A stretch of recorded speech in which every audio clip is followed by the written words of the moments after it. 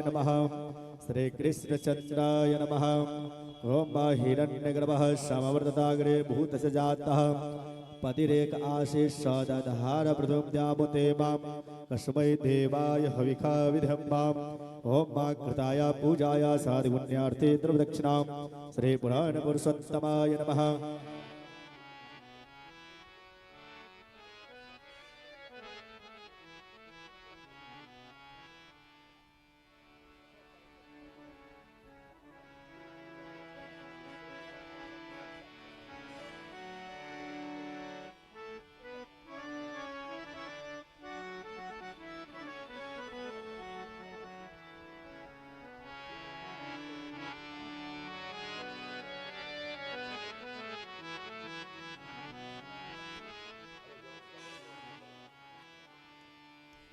ओम व्यासाय विष्णुरूपाय व्यासरूपाय विष्णवे नमो ब्रह्मवैनिधये वासिष्ठाय नमो नमः।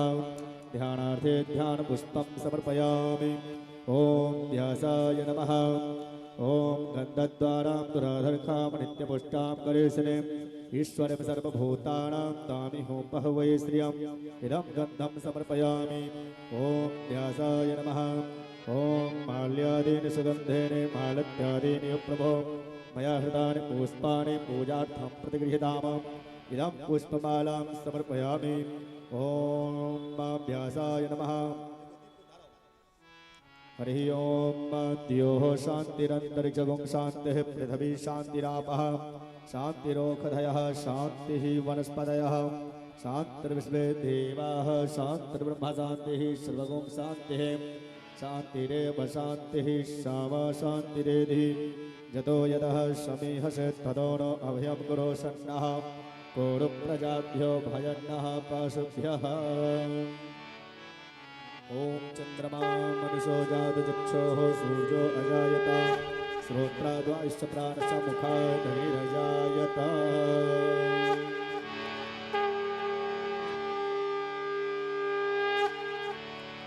आरती यति पावन पुराण की धर्म भक्ति विज्ञान खान की।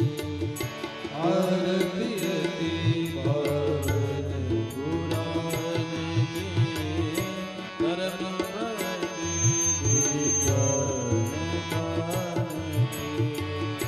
महापुराण भागवत निर्मल सुखमुख विगलित निगम कल्प फल परमानंद सुदरस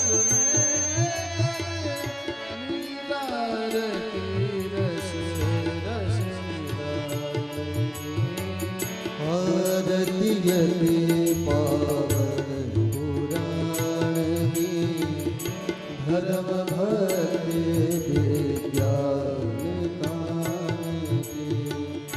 कलिमल मथन त्रिताप निवारण जन्म मृत्युमय भव भयहारण। सेवक सतत सकल सुखकारी सुमहो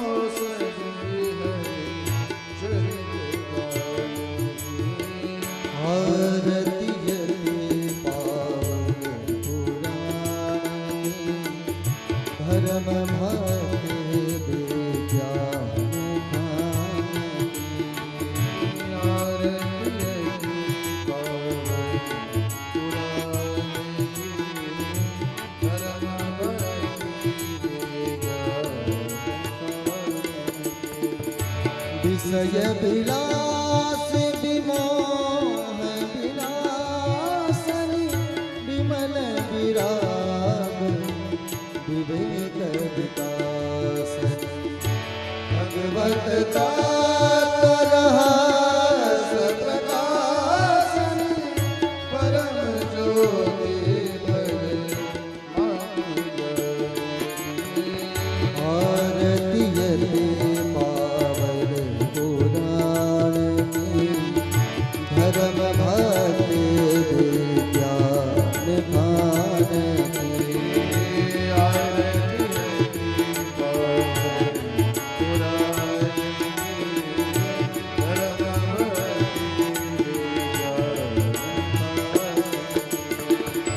परमहंस मुनि मन उल्लास रसिक हृदय रस रास विलास गोपी मोही रति प्रेम सुदासनी कथा कींचन प्रिय सुदासनी आरती जले पावन पुराण धर्म भरते विज्ञान खान आरती जले पावन पुराण धर्म भरते विज्ञान खान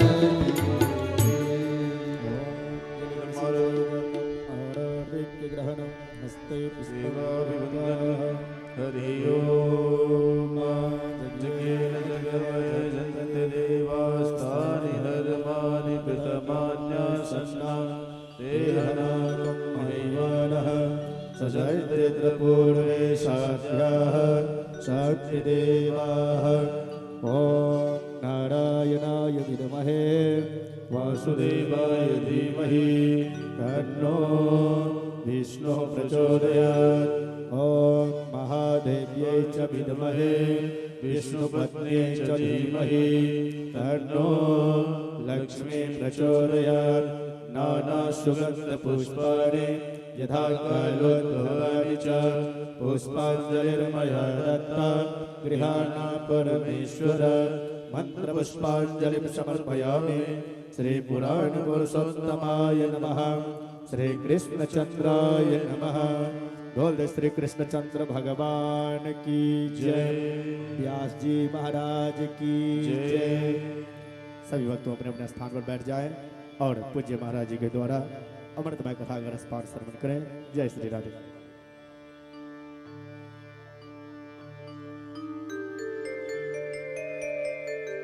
श्री राम राम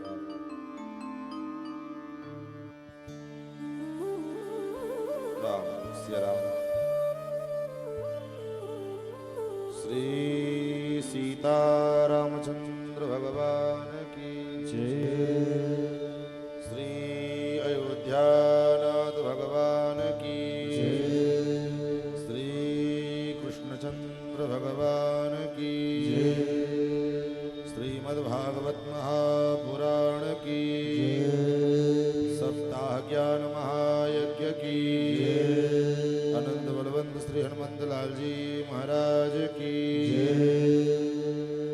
हरि ओम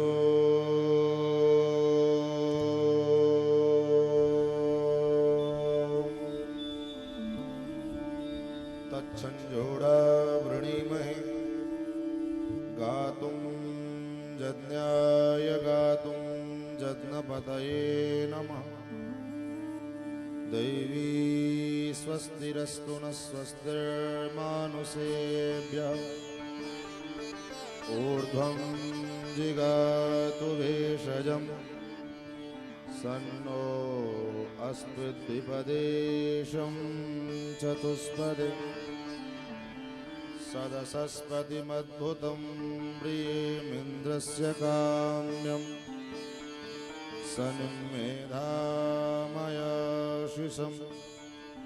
मेधां मे वरुणो ददातु मेधामिन्द्रश्च वायुश्च मेधां धाता ददातु मे। ऋग्यजुस्सामरूपाय वेदाहरणकर्मणि प्रणवोद्गीतवपुषे महाश्वशिरसे नमः। ज्ञानानन्दमयं देवं निर्मलस्फटिकाकृतिम् आधारं सर्वविद्यानां हयग्रीवमुपास्महे। सच्चिदानन्दरूपाय विश्वोत्पत्त्यादिहेतवे तापत्रयविनाशाय श्रीकृष्णाय वयं नमः। यं प्रव्रजन्तमनुपेतमपेतकृत्यं द्वयपायनो विरहकातराजुहाव पुत्रेति तन्मयतया तरवोऽभिनेदो तं सर्वभूतहृदयं मुनिमानतोऽस्मि। नारायणं नमस्कृत्य नरं चैव नरोत्तमं देवीं सरस्वतीं व्यासं ततो जयमुदीरयेत्। व्यासं वसिष्ठनप्तारं शक्तेः पौत्रमकल्मषं पराशरात्मजं वन्दे सुगतातं तपोनिधिं। व्यासाय विष्णुरूपाय व्यासरूपाय विष्णवे नमो वै ब्रह्मनिधये वासिष्ठाय नमो नमः। लक्ष्मीनाथसमारम्भां नाथयामुनमध्यमाम् अस्मदाचार्यपर्यन्तां वन्दे गुरुपरम्पराम्। यो नित्यमच्युतपदाम्बुजयुग्मरुक्म व्यामोहतस्तदितराणि तृणाय मेने अस्मद्गुरोर्भगवतोऽस्य दैकसिन्धो रामानुजस्य चरणो शरणं प्रपद्ये। श्रीमत्काश्यपगोत्रलब्धजनुसं विद्याविभूषोन्नतं सच्छास्त्रार्णवपारगामि विदुषां मान्यं मनोज्ञश्रियं स्वाचार्ये च जगद्गुरो बुधवरे श्रीवासुदेवे रतं वन्दे वन्द्य जगद्गुरुं मुनिवरं श्रीराघवार्यं गुरुम्। अस्मद्गुरुभ्यो नमः। अस्मत्परमगुरुभ्यो नमः। अस्मत्सर्वगुरुभ्यो नमः। श्रीमते रामानुजाय नमः।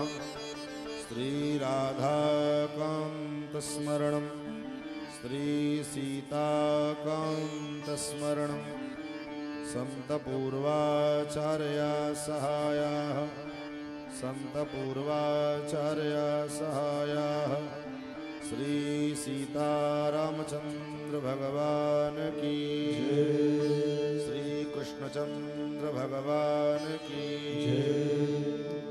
श्री भाष्यकार रामानुस्वामी जी महाराज की जगदाचार्य श्री त्रिदंडी स्वामी जी महाराज की पूज्यपाद श्रीमद जगतगुरु स्वामी जी महाराज की श्री सद्गुरुदेव भगवान की जय जय श्री राधे श्याम।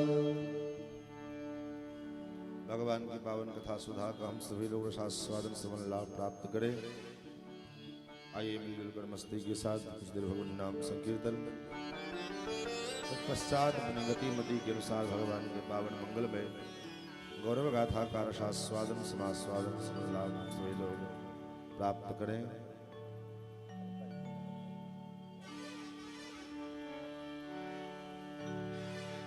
श्रीमन्नारायण नारायण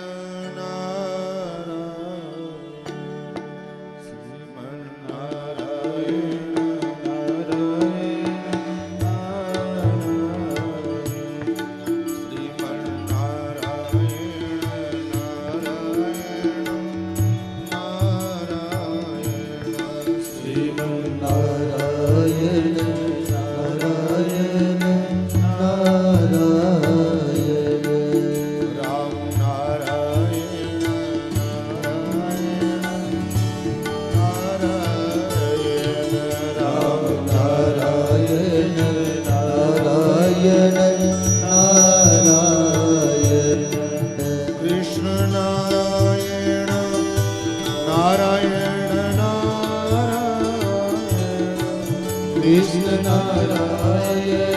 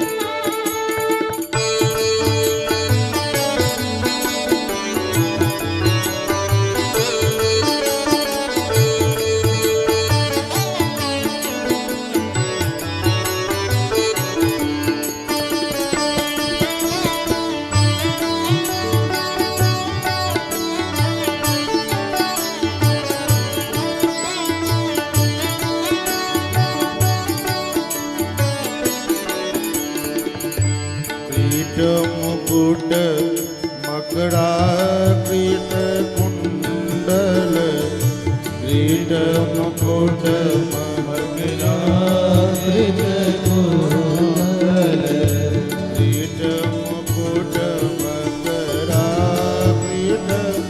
कुंडल क्रीट मुकुट मकराकृत कुंडल शंख चक्र गदाधार हरि शंख चक्र गदाधार हरि शंख चक्र गदाधार हरि शंख चक्र गदाधार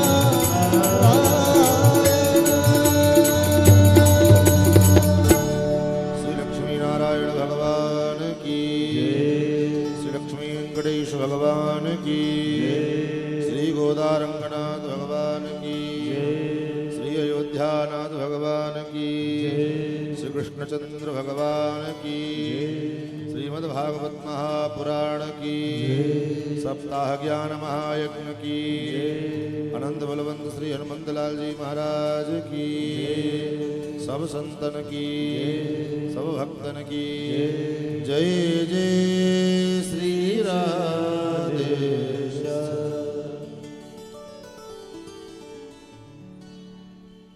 अनंत कोट ब्रह्मांडाधिनायक भक्तवांछा कल्पतरु भक्तवत्सल शरणागत वत्सल सौशील्य वात्सल्य मार्दव आर्जवादि गुणों के संधो नंद नंदन श्याम सुंदर श्री कृष्णचंद्र, जिनकी वांगमयी प्रतिमा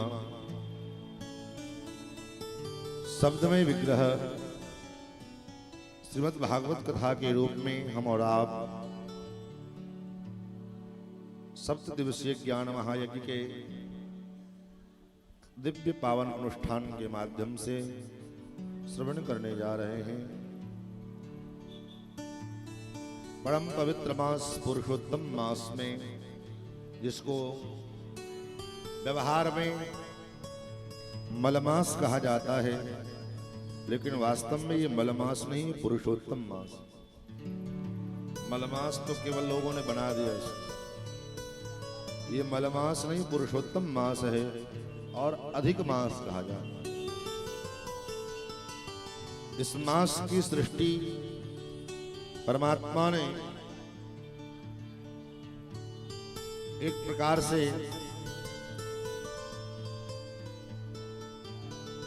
हिरण्यकश्यप नाम के दैत्य का वध करने के लिए इस मास का चयन किया, क्योंकि उसको वरदान था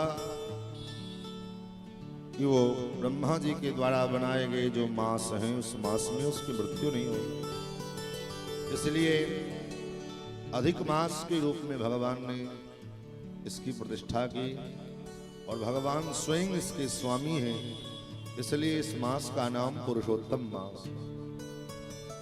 इस मास में जितना अधिक से अधिक हम सत्कर्म करते हैं, उसका अनंत गुणा फल होता है।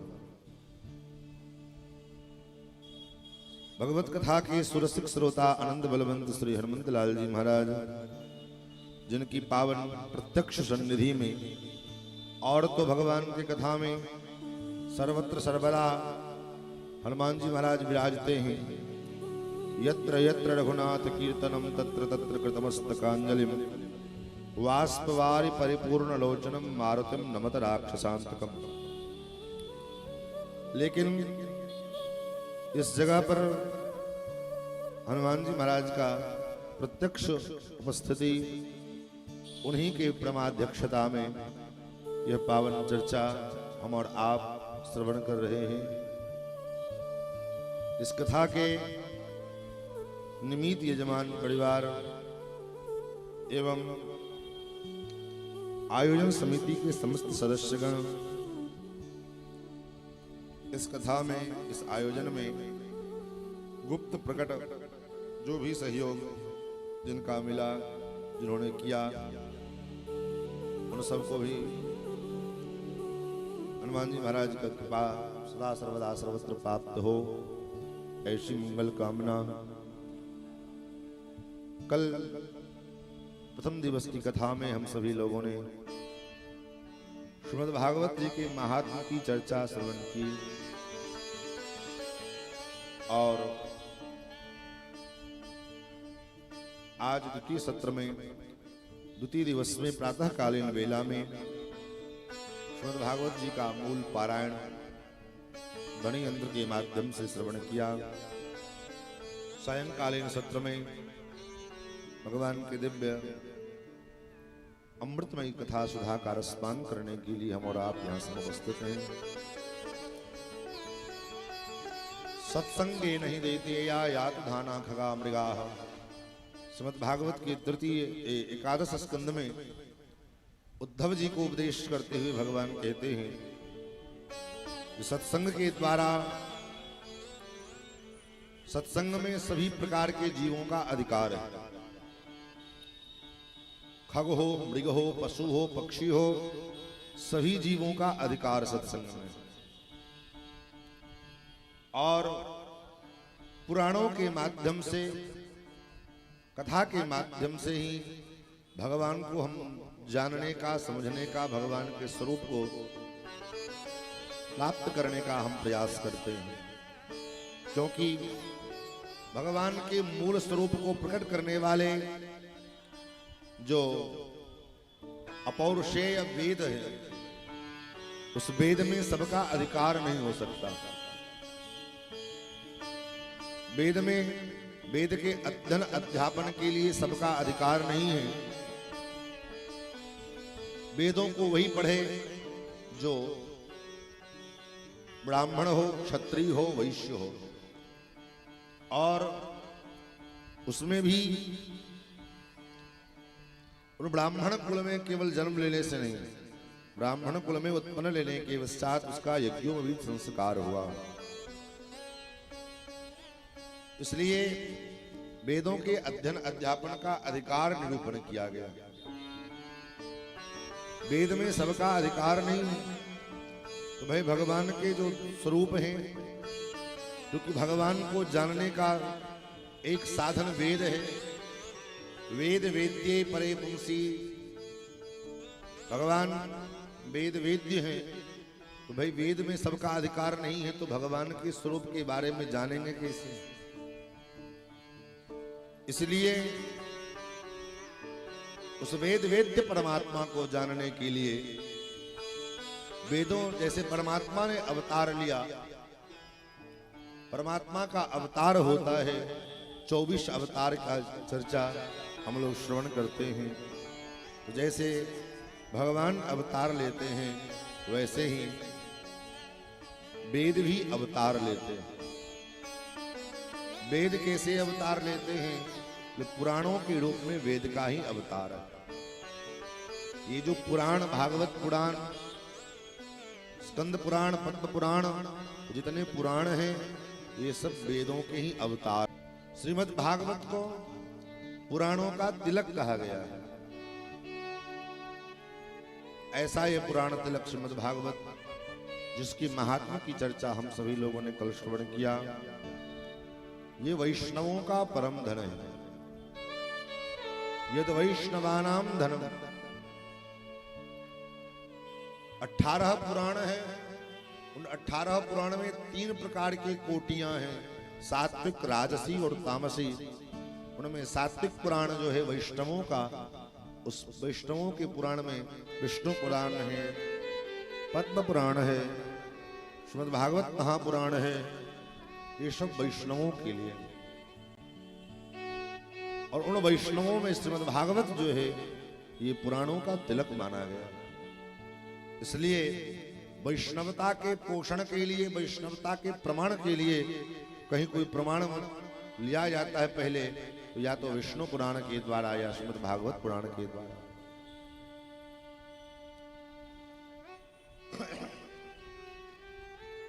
तो सर्वप्रथम श्रीमद् भागवत के प्रथम स्कंद के, श्रीमद् भागवत 12 स्कंद में निरूपित है। 335 अध्याय है, 18,000 श्लोक। आज सबसे बड़ी विचित्र विडंबना यह है हमारी सनातन धर्म की, कि विश्व के बहुत से ज्ञान विज्ञान हमने सीख लिए, जान लिए, समझ लिए, लेकिन अपने सनातन धर्म का विज्ञान जानने आज हमारे सनातन धर्म में जो युवा पीढ़ियां हैं, उन युवा पीढ़ियों के लिए फुर्सत का अभाव। विश्व के सारे ज्ञान विज्ञान हम पढ़ते जा रहे हैं, सीखते जा रहे हैं, लेकिन उन पढ़ने वाले उन छात्रों से, उन विद्यार्थियों से पूछा जाए कि सनातन धर्म का विज्ञान क्या है, सनातन धर्म का आधार क्या है, सनातन धर्म में प्रधान कितने वेद हैं, कितने पुराण हैं, कितने शास्त्र हैं, इन सब विषयों का ज्ञान आज के नया पीढ़ियों को प्राप्त करना न वो करना चाहते हैं और न हम अपने बच्चों को कराना चाहते हैं। बस भेज दिया स्कूल में पढ़ने के लिए, 3 साल का बच्चा A for Apple, B for ball सुना दिया, उतने में हम सबसे बड़ी पुरुषार्थ मान लेते कि हमारा बच्चा बड़ा इंटेलिजेंट है। हम समझते सबसे बड़ा पुरुषार्थ हमने प्राप्त कर लिया कि हमारा बच्चा ए फॉर एलिफेंट एप्पल और बी फॉर बॉल पढ़ रहा है, C for cat D for dog पढ़ रहा है। भाई पढ़ाना अच्छी बात है, पढ़ाई, लेकिन A for apple B for ball के साथ साथ हनुमान चालीसा भी उसको सिखाओ, उसको अपने सनातन धर्म के विषय में भी कुछ उसके जो मूल बातें हैं वो भी सिखाओ। प्रातःकाल उठ करके क्या करना चाहिए, स्नान करना चाहिए, स्नान करने के बाद क्या करना चाहिए, इन सब बातों को बच्चों को सिखाना अनिवार्य है। वो नहीं सीखेंगे तो माँ बाप, मैं हर कथा में बात जरूर कहता हूं, आज पूरे विश्व भर में डॉक्टर, इंजीनियर, वैज्ञानिक, डीएम, एसडीएम, कलेक्टर, इन सब को बनाने वाली फैक्ट्री, संस्थान, शिक्षण संस्थान तो बहुत है, लेकिन उन शिक्षण संस्थानों में मनुष्य को मनुष्य बनाने वाली फैक्ट्री कहां है?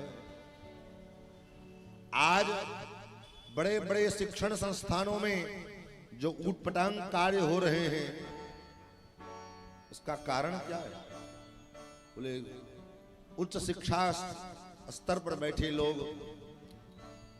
बौद्धिक स्तर पर शिक्षित तो हो गए, लेकिन मानसिक स्तर पर, व्यवहारिक स्तर पर, वैचारिक स्तर पर उनका ऐसा नैतिक पतन हो गया कि न वो शिष्य समझते हैं, न छात्रा समझते हैं, न छात्र समझते हैं, कोई विचार नहीं है। इसलिए मानव को मानव बनाने वाली फैक्ट्री कोई है तो वह केवल और केवल सत्संग कथा है। सत्संग कथा के द्वारा ही संपूर्ण विश्व में मनुष्य को मनुष्य बनाया जा सकता। और हम कदाचित डॉक्टर, इंजीनियर न बने चलेगा, आईएएस, आईपीएस, कलेक्टर न बने चलेगा, अगर केवल मानव बन जाए उतने से हमारा काम बन जाए। आज सब बनते जा रहे हैं, क्या क्या नहीं बने अपने जीवन में, लेकिन मनुष्य नहीं बन पाए। और मानव शरीर धारण करने के बाद अगर मनुष्य नहीं बन पाया तो फिर क्या बने?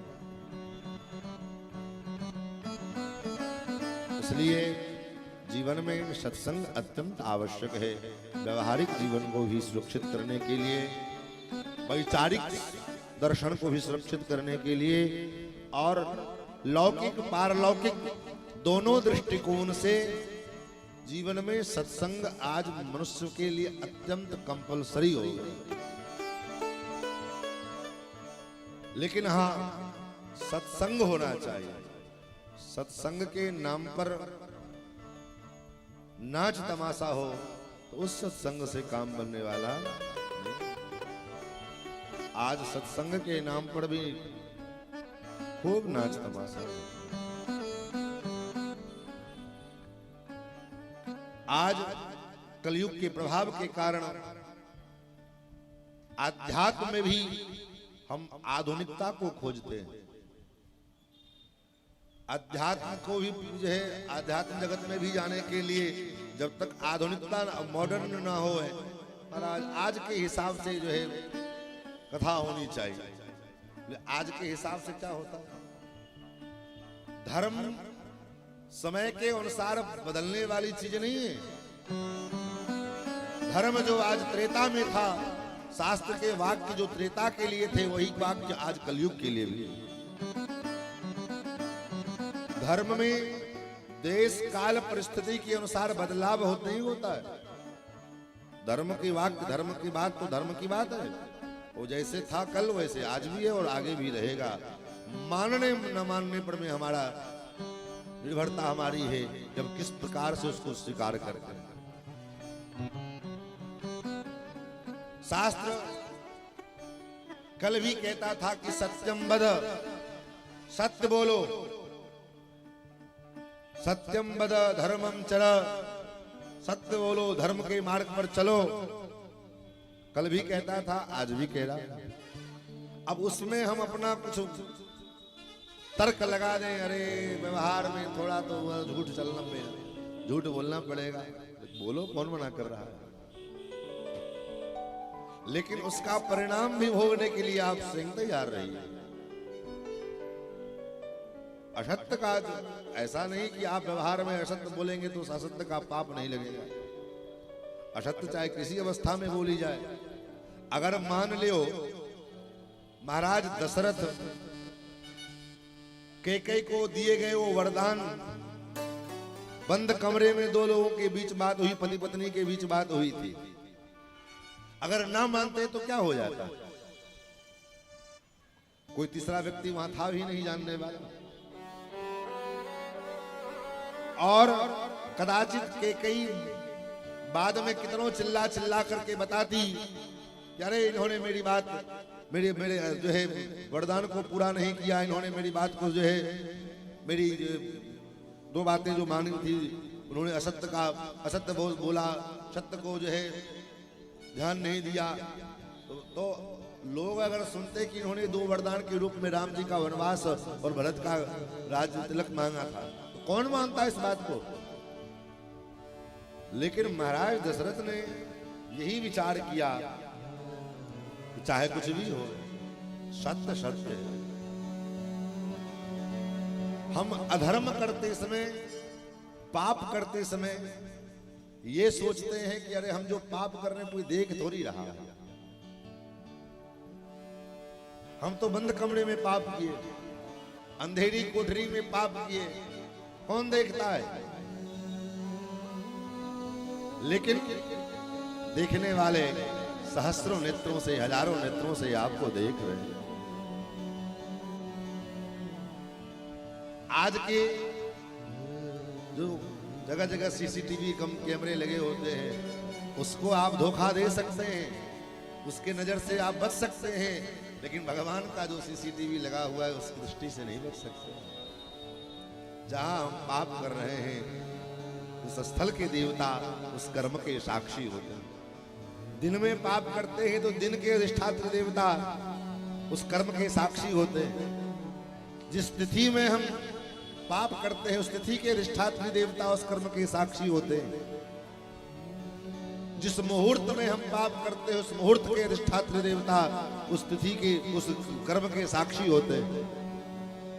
तो ये कह करके हम बच जाएंगे कि हमने तो बंद कमरे में किया था, कोई देखने थोड़ी आया।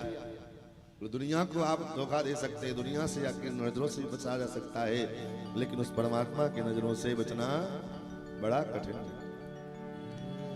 सबका रिकॉर्डिंग चलता रहता है वहां पे। इसलिए तो कहा महापुरुषों ने, मेरे मालिक की दरबार में सबका जीवन खाता। मेरे मालिक के दरबार में सबका जीवन खाता। मेरे मालिक के दरबार में सबका जीवन खाता। मेरे मालिक के दरबार में सबका जीवन खाता। किसी को थोड़ा कम नहीं देता, किसी को थोड़ा कम नहीं देता, किसी को दे दे ज्यादा। मेरे मालिक के दरबार में सब लोगों का करता। मेरे मालिक के दरबार में सब लोगों का करता। क्या साधु क्या संत गृहस्थी, क्या राजा क्या रानी, क्या साधु क्या संत गृहस्थी, क्या राजा क्या रानी। क्या साधु क्या संत गृहस्थी, हस्ती, क्या राजा क्या रानी, क्या साधु क्या संत की हस्ती, क्या राजा क्या रानी। प्रभु की बही में लिखी हुई है सबकी कर्म कहानी। ओ प्रभु की बही में लिखी हुई है सबकी कर्म कहानी। बड़े बड़े वो जमा खर्च का, बड़े बड़े वो जमा खर्च का सही हिसाब लगाता मेरे मालिक के दरबार में सबका दाता। मेरे मालिक के दरबार में सबका निवासा। मेरे मालिक के दरबार में सब लोगों का दाता।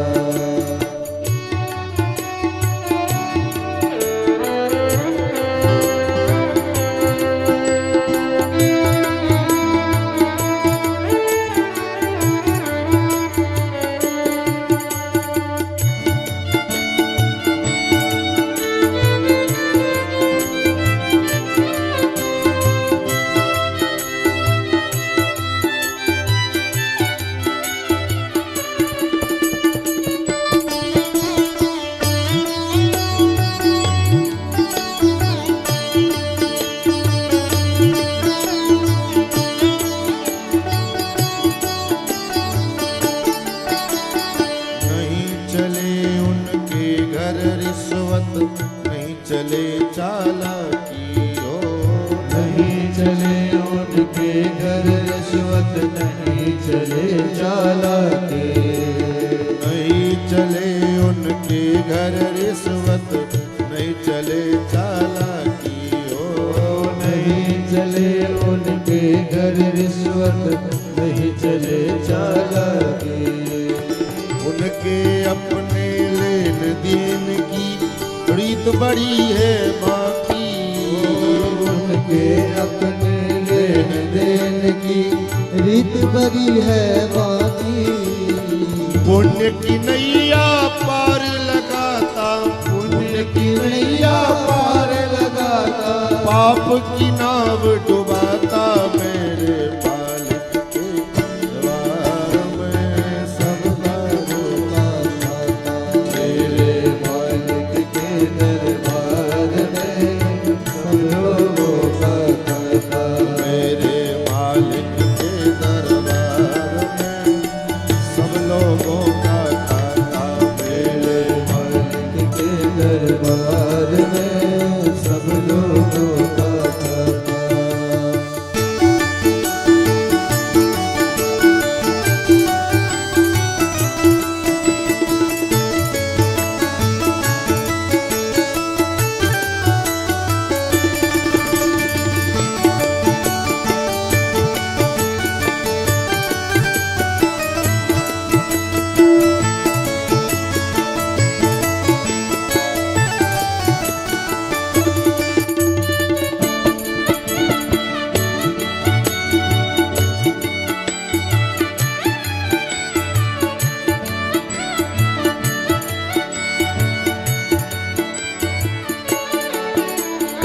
बड़े बड़े कानून प्रभु के, बड़ी बड़ी मर्यादा। बड़े बड़े कानून प्रभु के, बड़े बड़े मर्यादा। बड़े बड़े कानून प्रभु के, बड़ी बड़ी मर्यादा हो। बड़े बड़े कानून प्रभु के, बड़े बड़े मर्यादा। किसी को कौड़ी कम नहीं देता, किसी को दमड़ी ज्यादा। किसी को कोड़ी कम नहीं देता, किसी को दमड़ी ज्यादा। इसीलिए तो सारे जगत का, इसीलिए तो सारे जगत का जगत सेठ कहलाता मेरे मालिक के दरबार में सब लोगों का खाता। मेरे मालिक के दरबार में सब लोगों का खाता। मेरे मालिक के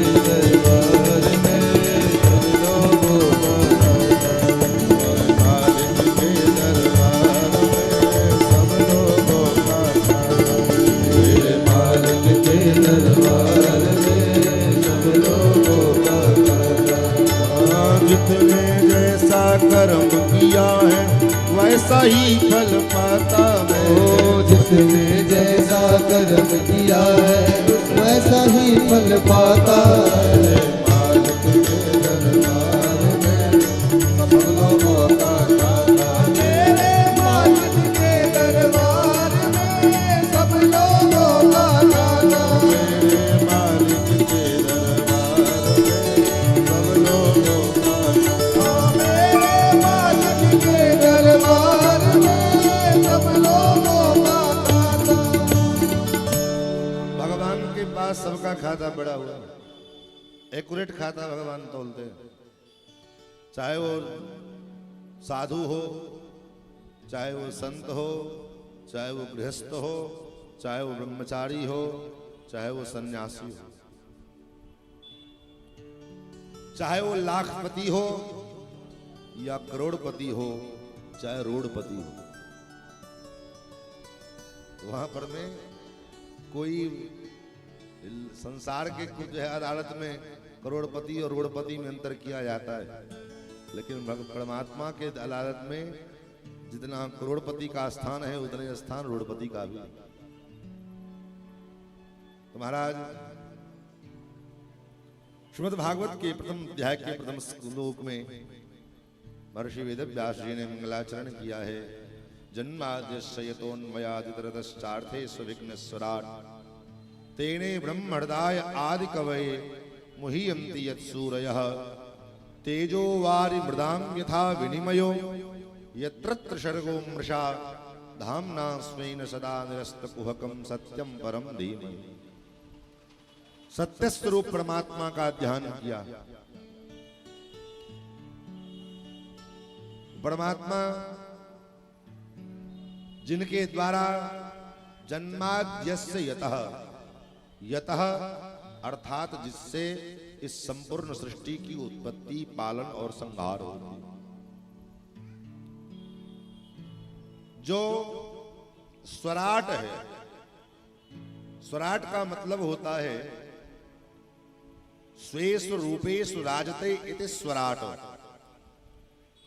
जो अपने आप में राजत हैं, स्थित हैं, जिनको प्रकाशित होने के लिए किसी से प्रकाश की आवश्यकता नहीं है। ये बल्ब जल रहा है, इस बल्ब को प्रकाशित होने के लिए महाराज ऊर्जा चाहिए, एनर्जी चाहिए। सड़कों पर गाड़ी चल रही है, उस गाड़ी को चलने के लिए ऊर्जा की आवश्यकता है। हम आप कोई काम कर रहे हैं, वो काम हमको करने के लिए ऊर्जा चाहिए, लेकिन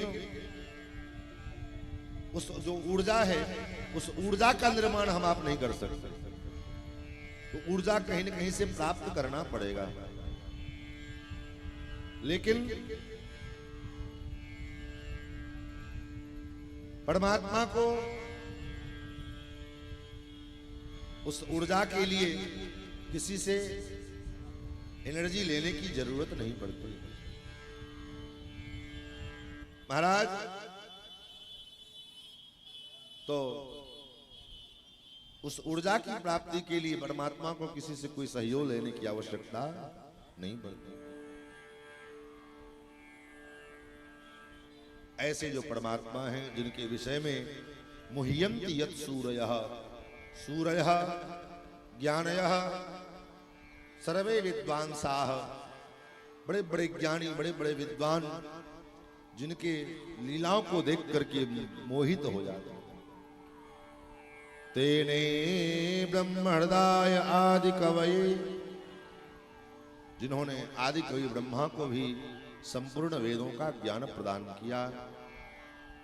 ऐसे जो परमात्मा हैं उन परमात्मा का ध्यान किया। फिर दूसरे श्लोक में सुखदेव जी ने मंगलाचरण किया है। धर्म प्रोज्झित कहितगोत्र परमो निरवत्सराणाम सदाम वेद्यम वास्तवमत्र वस्तु शिवदम तापत्रयोन्मूलनम श्रीमद्भागवते महामुनिकृते किंबापरैरीश्वरः सत्यो हृदय अवरुद्धते त्रिकृतिभिः शुश्रूष विस्तक्षणात्। भागवत कथा की विशेषता है क्या विशेषता है? कथा आपने सुनी नहीं, केवल सुनने का मन मात्र बनाया। अभी सुना नहीं है, केवल सुनने का विचार बनाया मन में कि हम भी कथा सुने। और अथवा कथा का समय हो गया है, अब चले घर से, तो कथा सुनने की इच्छा केवल मन में हुई, इतने मात्र से परमात्मा हमारे हृदय में आकर के विराजमान हो जाते हैं। सुनने के बाद तो जो होगा सो होगा, लेकिन सुनने की केवल इच्छा उत्पन्न हुई मन में, इतने मात्र से वो परमात्मा हमारे हृदय में आकर के विराजमान हो जाता है। शुश्रूष तत्क्षणात्। और कैसे? बोले अवरुद्ध कर लेते हैं, हमारे हृदय को अवरोध कर देते हैं, छिका लेते हैं, जिसको कहते हैं अपने ठेठ भाषा में कब्जा जमाना।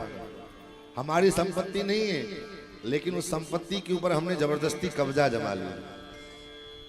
उसी प्रकार से भले हम न चाहें, लेकिन परमात्मा हमारे हृदय में आकर के उस पर कब्जा जमा लेते हैं, आधिपत्य जमा लेते हैं। तो महाराज, ऐसी भागवत कथा जिसके श्रवण मात्र से, यस्य श्रवण मात्रेण जन्म संसार बंधनात् विमुच्यते नमस्तस्मै विष्णवे प्रभविष्णु। जिसके श्रवण मात्र से हम इस जन्म मरण के बंधन से मुक्त हो जाते हैं। ऐसी कथा भगवान की। उसके बाद 6 प्रश्न किया है सौनकादि ऋषियों ने। क्या क्या प्रश्न किया? बोले पहला प्रश्न है किम श्रेयः, मानव मात्र का परम श्रेय क्या है? श्रेय जानते हैं? श्रेय मतलब मानव जीवन का परम लक्ष्य क्या है?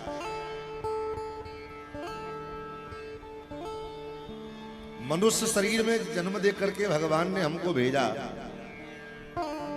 और संसार में जब हम आए तो आने से पहले मां के गर्भ में हमने भगवान से कुछ वादा किया था। मां के गर्भ में, गर्भ से बाहर आने के पहले हमने भगवान से कुछ वचन दिए थे। क्या वचन दिए थे? बोले मां से के गर्भ में हमने भगवान से वचन दिया था, अब जग जाए भजो चक्रपाणी। हे चक्रपाणी, अब मैं संसार में जाऊंगा, इतना आपका भजन करूंगा, इतना आपका भजन करूंगा कि आपको दोबारा शिकायत का मौका नहीं मिलेगा।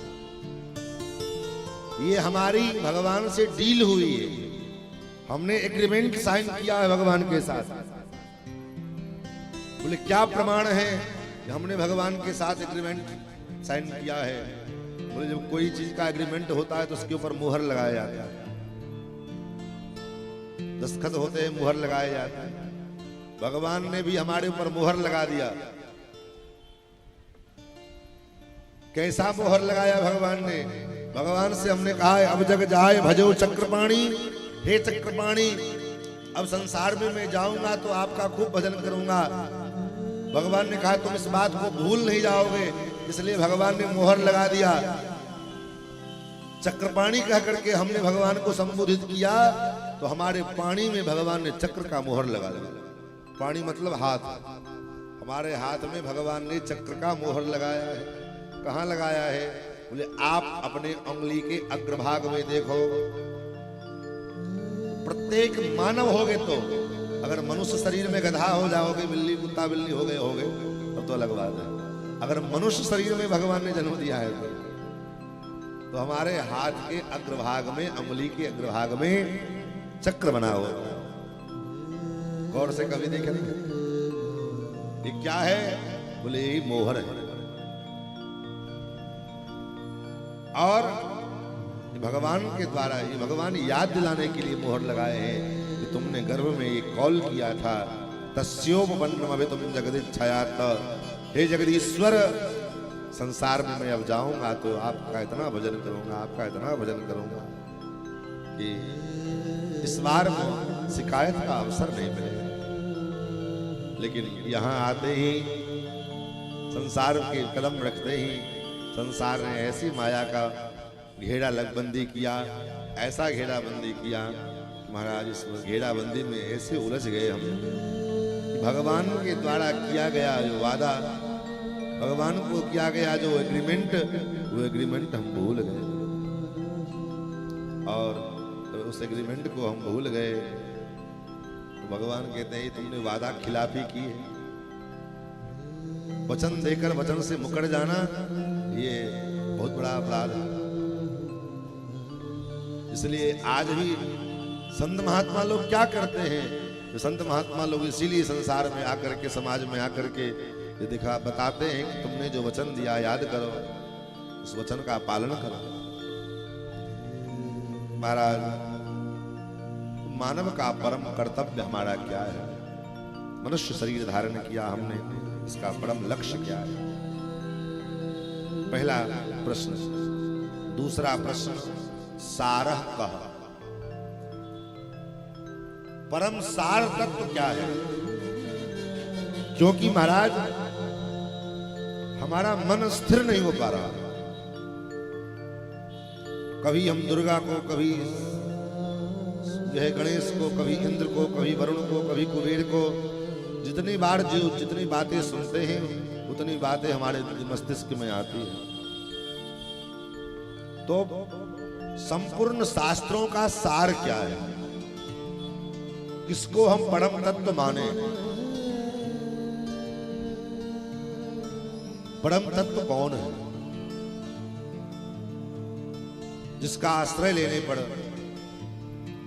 जिसके शरण में जाने पर हम बिल्कुल निश्चिंत हो जाएं, कुछ करने की जरूरत न हो,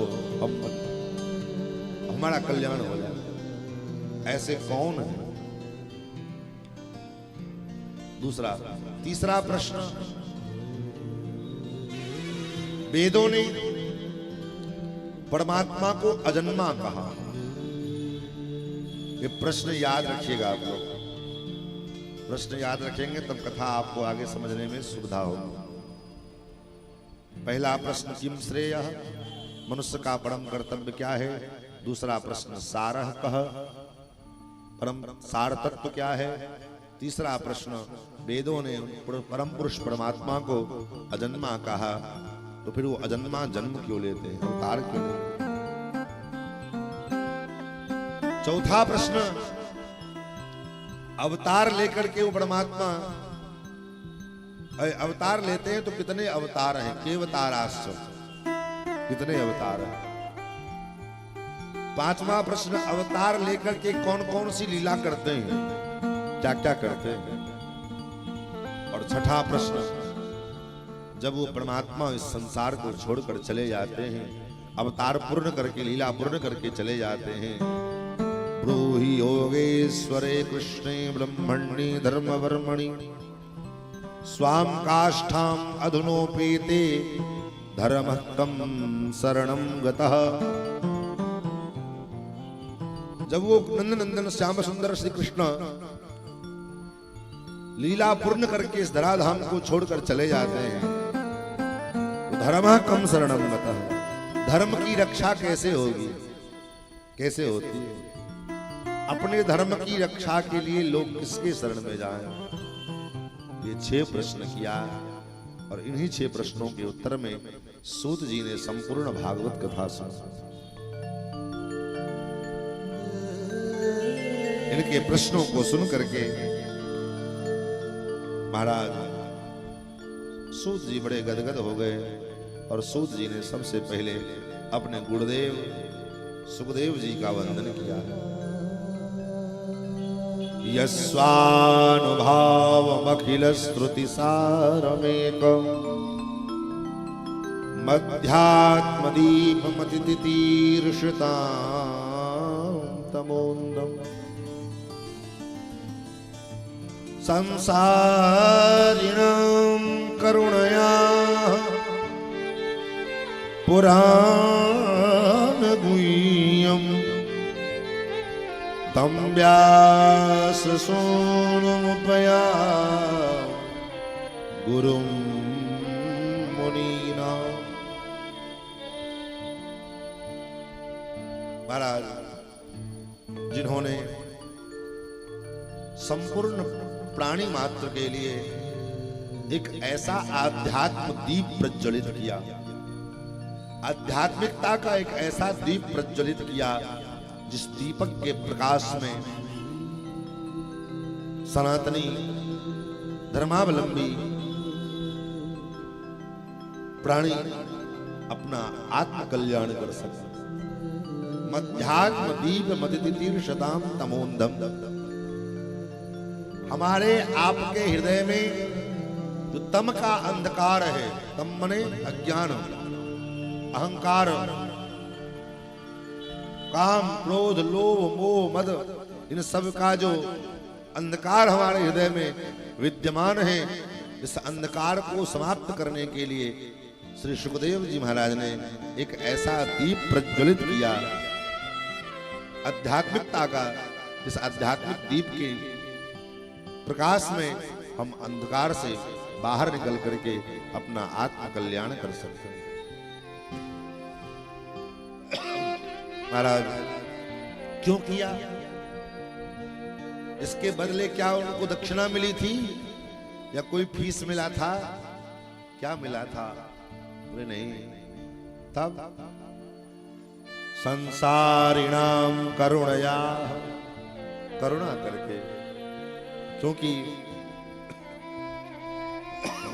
संत महात्मा करुणा सिंधु होते हैं, उनके अंदर करुणा होती है।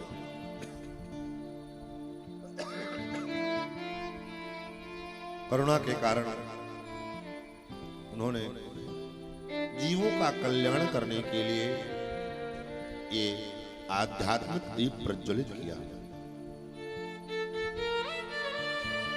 और ऐसे जो व्यास के पुत्र सुखदेव जी महाराज हैं, उन सुखदेव जी महाराज के चरणों में हम बारंबार प्रणाम करते हैं। फिर भगवान नारायण की वंदना की, भगवती सरस्वती की वंदना की,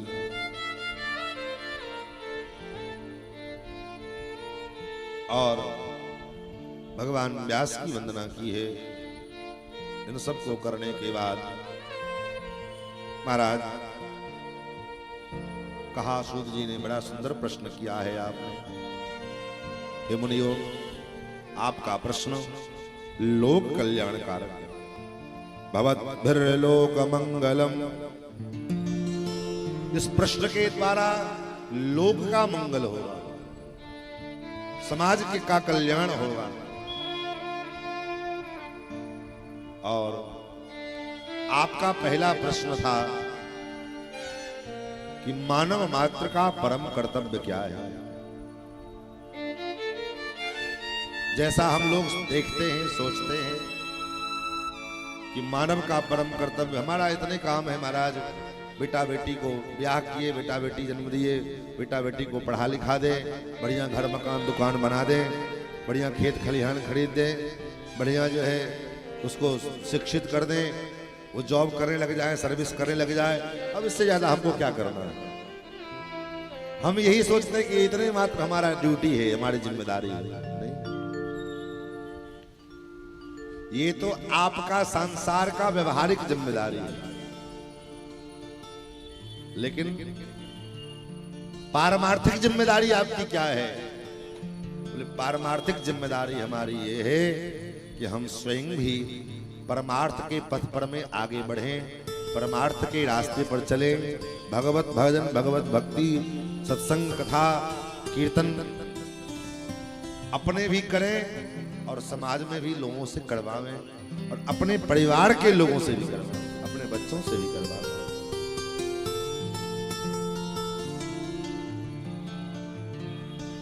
वो माता पिता अपने बच्चों के शत्रु होते हैं, माए बाप, जो अपने बच्चों को केवल और केवल संपत्ति का उत्तराधिकारी बनाते हैं। ये न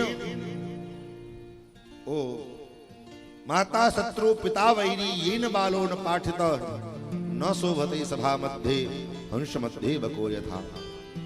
वो माता पिता अपने बच्चों के शत्रु हैं, जो माता पिता केवल बच्चों को संपत्ति देते हैं, घर मकान दुकान दे देते हैं, बस उनको अपने सनातन की शिक्षा, अपने सनातन धर्म का ज्ञान, इन सब का ज्ञान अगर उसको नहीं दिए वो माता पिता बस वास्तव में माता पिता कहलाने के योग्य नहीं है। वो माता पिता अपने कर्तव्य से च्युत हो चुके हैं। इसलिए श्रीमद् भागवत के पंचम स्कंद में ऋषभदेव जी महाराज जब उपदेश करते हैं ब्रह्मर्षियों के सभा में, तो यही कहते हैं, पिता न सस्यात् जननी न सास्यात् गुरुर्न सस्यात् स्वजनो न सस्यात् न मोचयेद्यः समुपेत मृत्युम। वो गुरु नहीं है, वो माता पिता नहीं है, वो बंधु बांधव नहीं है। जो अपने आश्रित रहने वाले को इस कराल मृत्यु के गाढ़ से, इस संसार के कुचक्र से बाहर न निकाल रहा हो, वो ऐसा आपका सगा संबंधी नहीं है। अगर वो ऐसा नहीं है तो ऐसे सगे संबंधियों की परित्याग में कोई आपत्ति नहीं। जाके प्रिय न राम बेदे,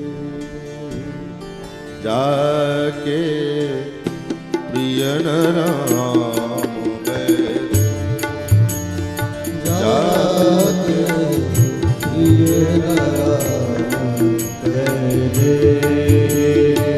जाके प्रिय न राम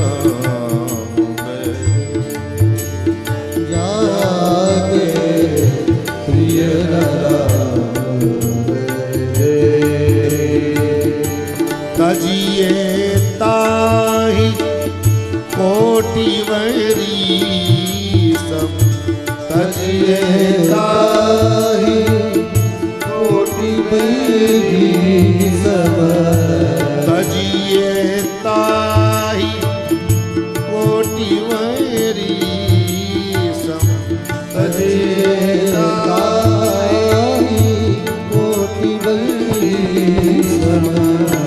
यद्यपि परम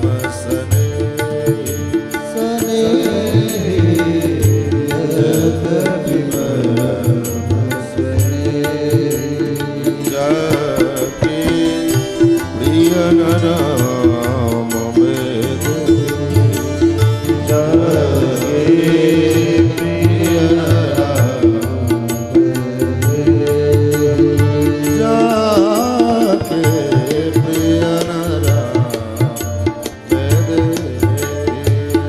जाके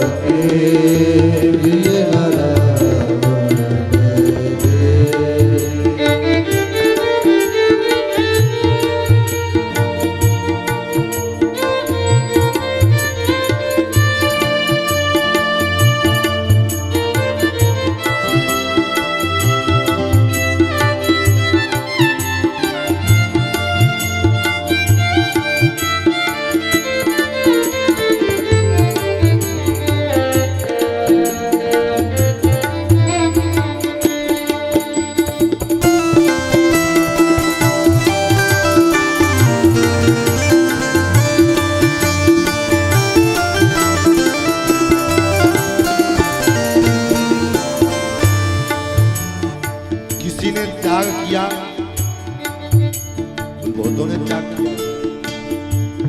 किसने किसने त्याग किया? तजो पिता प्रहलाद विभीषण, तजो पिता प्रहलाद विभीषण, तजो पिता प्रहलाद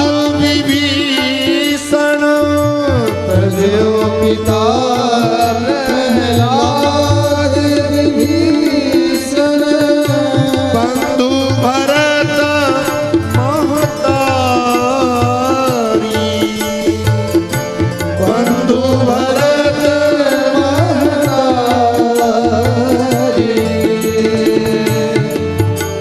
ताज का प्रहलाद जी ने पिता का त्याग किया और रावण ने अपने भाई का त्याग किया। विभीषण ने अपने भाई रावण का त्याग किया। भरत जी महाराज ने अपनी मां कैकेयी का त्याग किया। गुरु बलि तजो कंठ ब्रज बनी तन गुरु बलि तजो कंठ ब्रज बनी मुद मंगल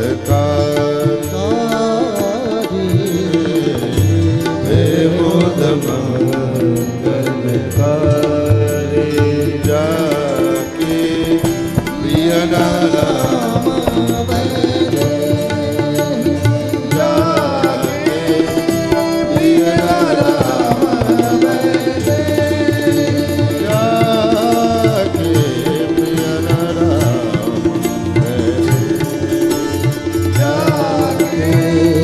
प्रिय नाराम तजियो ताही कोटि वैरी सम तजियो ताही कोटि वैरी सम तजिए ताही कोटि वैरी सम तजियो ताही कोटि वैरी सम यद्यपि परम सने प्रिय नाराम जाके प्रिय नाराम प्रिय नाराम प्रिय नाराम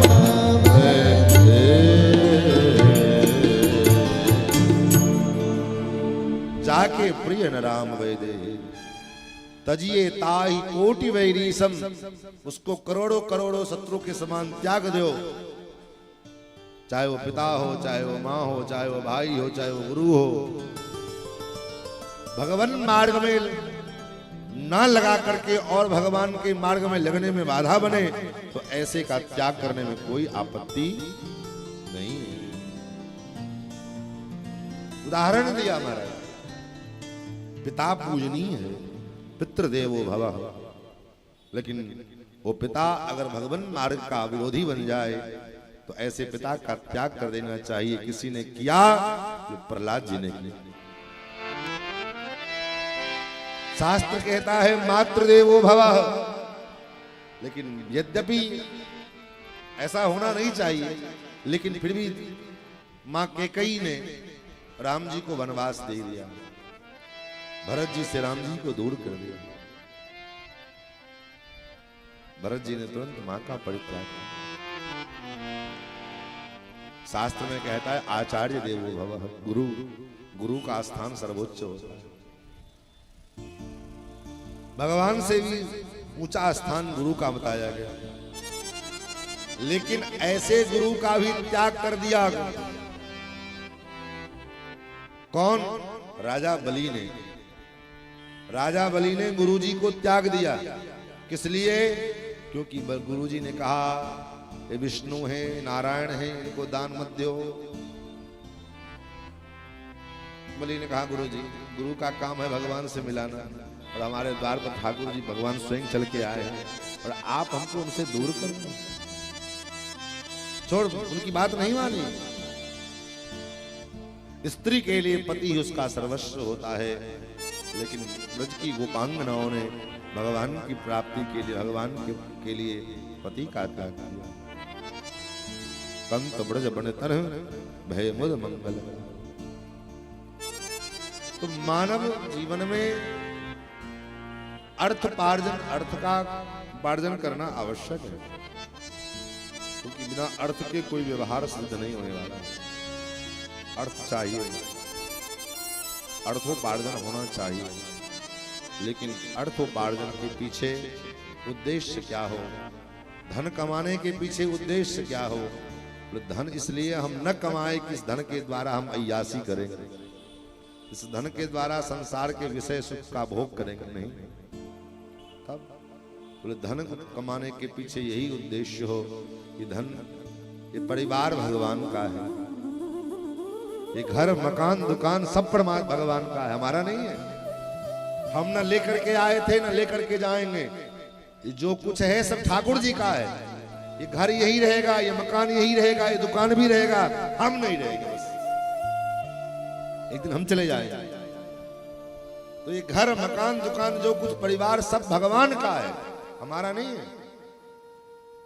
और इस परिवार के पालन पोषण की जिम्मेदारी भगवान ने हमको दी है, ये निमित्त भगवान ने हमको बनाया है। इसलिए इस परिवार के पालन पोषण में जो अर्थ का विनियोग हो, जो अर्थ लगे, उसका उपार्जन करना हमारी जिम्मेदारी है। ये भगवत सेवा मान करके अगर अर्थोपार्जन करते, धन कमाते हैं, तो हमारे यहाँ कहा गया कि आपका धन कमाना भी भजन बन जाएगा। और ये सोच करके करें कि ये पैसा हम कमा रहे हैं, इस पैसा से बढ़िया साड़ी खरीदेंगे, पहनेंगे, पहन करके निकलेंगे तो लोग हमको देखेंगे। लोगों को इंप्रेस करने के लिए तो वो लोगों को कितना इंप्रेस कर लोगे आप? पूरी जिंदगी में आप अपने पति को प्रसन्न नहीं कर पाते हो, पूरी जिंदगी पति अपने पत्नी को प्रसन्न नहीं कर पाता है। दुनिया को प्रसन्न करना तो बहुत दूर की बात है। पूरी जिंदगी का पूरा श्रम आप अपने परिवार को जो है प्रसन्न करने में लगा देते हो, लेकिन फिर भी कभी बेटा नाराज तो कभी पत्नी नाराज, कभी बहू नाराज, कभी कोई नाराज। इसलिए सबको प्रसन्न करना हमारे आपके बस की बात नहीं है। एक भगवान को हम प्रसन्न कर ले, बस अपने आप सब चकाचक रहेगा। माई बाप हमारा यही परम कर्तव्य है।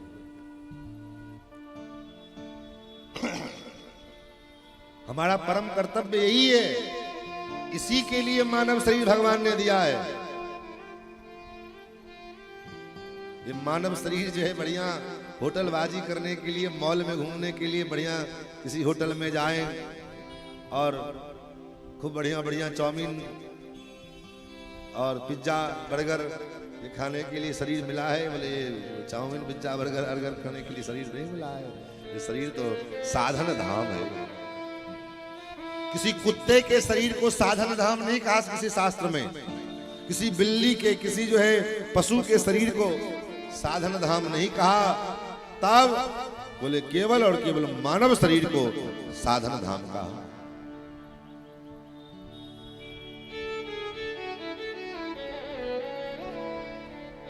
साधन धाम मोक्ष कर द्वार, साधन धाम मोक्ष कर द्वार,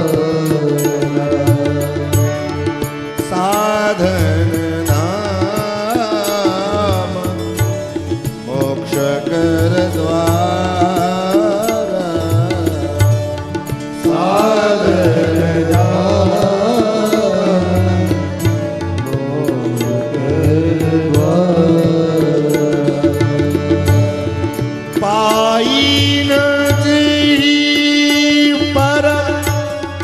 लोक समारा, पाई न लोक समारा, पाई न जी पर लोक समारा, पाई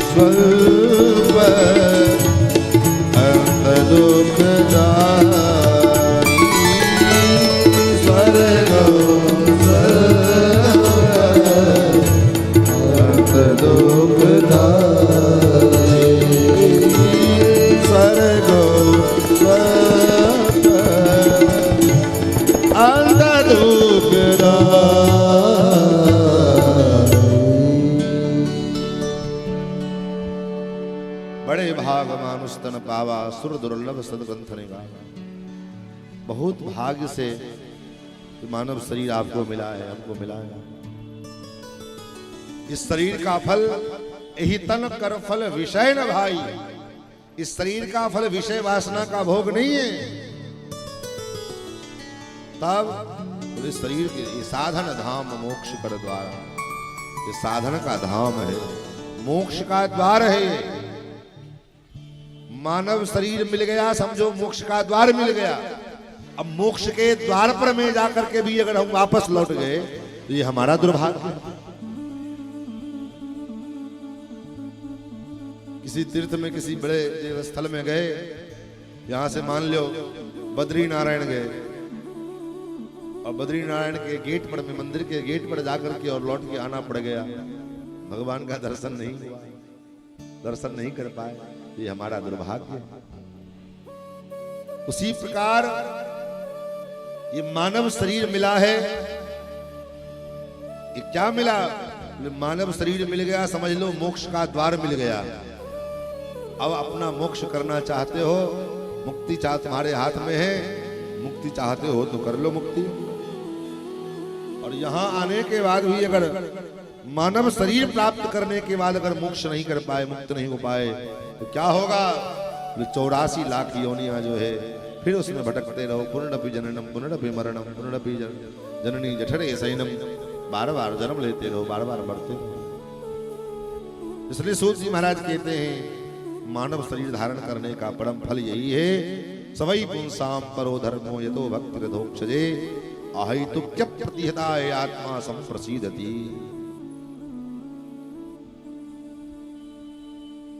अहैतुकी भक्ति के द्वारा, अहैतुकी भक्ति क्या है? बोले किसी मंदिर में भगवान की उपासना, भगवान की पूजा इसलिए हम ना करें कि हमारा दुकान खूब बढ़िया चलने लग जाए, इसलिए पूजा मत करो। दुनिया में व्यापार करो, व्यापार करने के लिए दुनिया काफी है, भगवान के साथ व्यापार नहीं।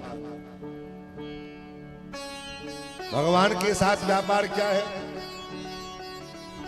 भगवान के साथ व्यापार करना, हे भगवान हमारा बेटा के फर्स्ट डिवीजन से पास करा देवे तो हम सत्यनारायण भगवान के पूजा करेंगे, हम शिव चर्चा करेंगे।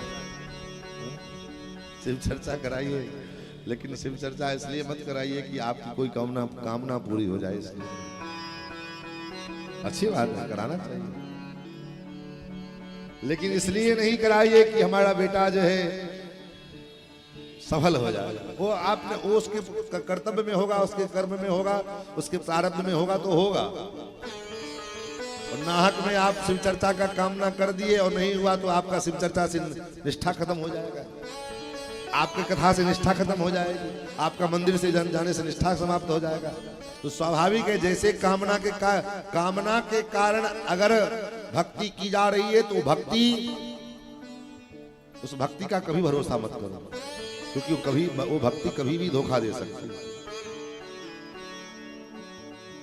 कामना पूर्वक की गई भक्ति के द्वारा से अच्छा नास्तिक ठीक है, कम से कम नहीं तो मानते भगवान, आज नहीं तो कल वो भगवान को ज्ञान, भगवान ऐसी कृपा कर देंगे, मान लेंगे। लेकिन कामना के कारण अगर कोई भगवान की भक्ति कर रहा है तो आज नहीं तो कल उसका जो है भक्ति खंडित होनी ही होनी, क्योंकि जब तक कामना पूरा हो रहा है तब तक भगवान की पूजा जय गणेश कर रहे हैं, धूप दीप दिखा रहे हैं, और जिस दिन कामना पूरा होना बंद हो जाएगा भगवान को नारे कर देंगे।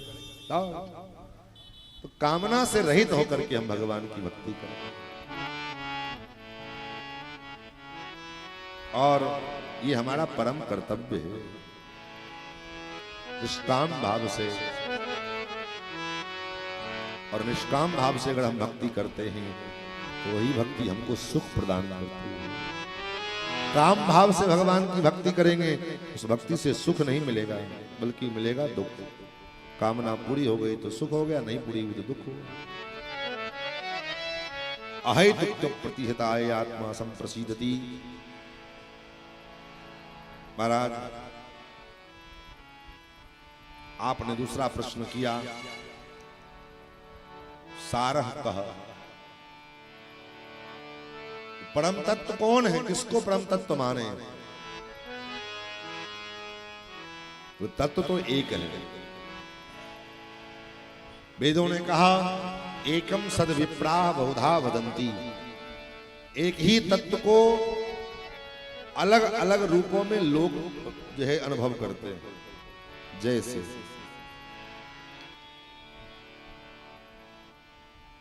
एक बार एक पिता, एक बाप ने अपने बेटे से कहा कि तुम 10वीं कक्षा में पास कर जाओगे तो हम तुमको सोना दिलवाएंगे, गोल्ड सोना। बच्चा पास किया। पास करने के बाद पिता ने कहा चलो तुमको सोना दिलवा दो। सोने की दुकान पर ले गए, सुनार के पास। दुकानदार परिचित का था। दुकानदार से कहा भैया इसको जो चाहिए सो दे दो, सोना दे दो, जो इसको पसंद हो सो दे दो, हम तब तक आते हैं, जो पेमेंट होगा, जो बिल होगा वो पेमेंट करेंगे, इसको कोई जो पसंद आवे सो निकालो। बच्चा दुकान पे गया। दुकानदार ने सोने की अंगूठी निकाली और कहा बेटा ये अंगूठी है। बच्चे ने कहा मुझे ये नहीं चाहिए, मुझे तो सोना चाहिए। दुकानदार को लगा कि हो सकता है इसको कुछ इससे अच्छा चाहिए। दुकानदार ने सोने का चेन निकाल करके दिया। बेटा ये सोने की चेन है। बच्चे ने कहा ये भी नहीं चाहिए। फिर हाथ का कड़ा निकाल करके हाथ में पहनने वाला दिया, ये हाथ का कड़ा है। बच्चे ने कहा मुझे ये भी नहीं चाहिए। तो तुमको चाहिए क्या? बच्चे ने कहा हमको सोना चाहिए। अब आप विचार कीजिए, दुकानदार जो दे रहा है क्या वो सोना नहीं है? वो अंगूठी, वो चेन, वो कड़ा, क्या वो सोना नहीं है? वो भी सोना ही दे रहा है। दरअसल में है वो सोना ही, लेकिन रूप के कारण उसके नाम भिन्न हो गए। वो अंगूठी बन गया, वो चेन बन गया, वो कड़ा बन गया, कान का बन गया, नाक का बन गया, लेकिन दरअसल मूल में वो सोना ही है। उसी प्रकार से परमात्मा तत्वतः तो है वो एक, लेकिन अलग अलग रूपों में प्रतिभाषित होता है। किसी को शिव जी के रूप में दिखते हैं, किसी को कोई और रूप में दिखते हैं, लेकिन मूल रूप में कौन है वो? मूल कौन है? कोई उनको ब्रह्म मानता है, कोई उनको परमात्मा कहता है, कोई उनको भगवान कहता है। एक और उदाहरण आप जान लीजिए। एक और उदाहरण से आप समझ जाएंगे बात। ये बिजली, लाइट, इसका कोई आकार नहीं था। ये निर्गुण निराकार, कोई आकार प्रकार नहीं। निर्गुण निराकार ये बिजली, कोई इसका आकार नहीं, कोई गुण नहीं। फिर इसको अनेकानेक उपकरणों के द्वारा इस बिजली को तैयार किया गया, प्रकट किया गया, इस बिजली को उत्पन्न किया गया। तो तब भी इस बिजली को उत्पन्न करने के बाद भी गुण आए। बिजली का जो गुण है, करंट लगना, ऊर्जा, वो आया, लेकिन इसका आकार नहीं पता चला। बिजली का आकार क्या है? फिर वही बिजली, वही ऊर्जा पावर हाउस के द्वारा, ट्रांसफार्मर के माध्यम से, तार के द्वारा हमारे घर में आया। तब भी वो बिजली सगुण निराकार, उसका कोई आकार नहीं, बिजली को कोई देख नहीं पा रहा। लेकिन जब वही बिजली जब हमारे घर में आई और घर का कनेक्शन हो गया, वायरिंग हो गई, तो बल्ब जलने लगा। तो अब जो बल्ब दिख रहा है जिस आकार का, उस आकार की बिजली हम समझते हैं ये बिजली है। पंखा चलने लगा, पंखा को देख करके कहते बिजली आ गई। एसी चलने लगा तो बिजली आ गई, कूलर चलने लगा तो बिजली आ गई, टीवी चलने लगे तो बिजली आ गई। बिजली एक है, लेकिन अब वही एक बिजली अलग अलग रूपों में दिखती है। पंखा के माध्यम से, बल्ब के माध्यम से, कूलर के माध्यम से, टीवी के माध्यम से, फ्रिज के माध्यम से, अलग अलग रूपों में वो बिजली दिखाई पड़ती है, लेकिन मूल में वो एक ही बिजली है। क्या वो बिजली अलग अलग है? पंखा वाली बिजली अलग है और लाइट वाली बिजली अलग है? जो बिजली पंखा में चल रही जो है वही करंट, वही बिजली बल्ब में भी है, लेकिन वो अलग रूपों में प्रतिभाषित हो रही है। क्यों? क्योंकि वो दिख लग रही है। उसी बिजली के द्वारा, उसी प्रकार वो परमात्मा है तो एक, लेकिन अलग अलग रूपों में प्रतिभाषित होते हैं। उसी को कोई ब्रह्म मानता है, कोई परमात्मा मानते हैं, कोई भगवान मानते हैं। ज्ञानियों के लिए वो ब्रह्म है, योगियों के लिए वो परमात्मा है, और भक्तों के लिए वो भगवान। उनका स्वरूप, मूल स्वरूप क्या है? बोले भगवान नाम वासुदेव, जिनको नारायण कहते हैं। भगवान नारायण के द्वारा ही सभी देवी देवताओं की उत्पत्ति होती है। भगवान नारायण के अंग से ही ब्रह्मा उत्पन्न होते हैं। भगवान नारायण के अंग से ही भगवान शंकर उत्पन्न होते हैं। भगवान नारायण के अंग से ही इंद्र, वरुण, कुबेर, यम सब भगवान नारायण के अंग प्रत्यंग से उत्पन्न होते हैं। सारे योग, सारी क्रियाएं, सारे यज्ञ, सारे तप, सारे शास्त्र पुराण, ये सब भगवान नारायण से प्रकट होते हैं और अंत में भगवान नारायण में जाकर के मिल जाते हैं।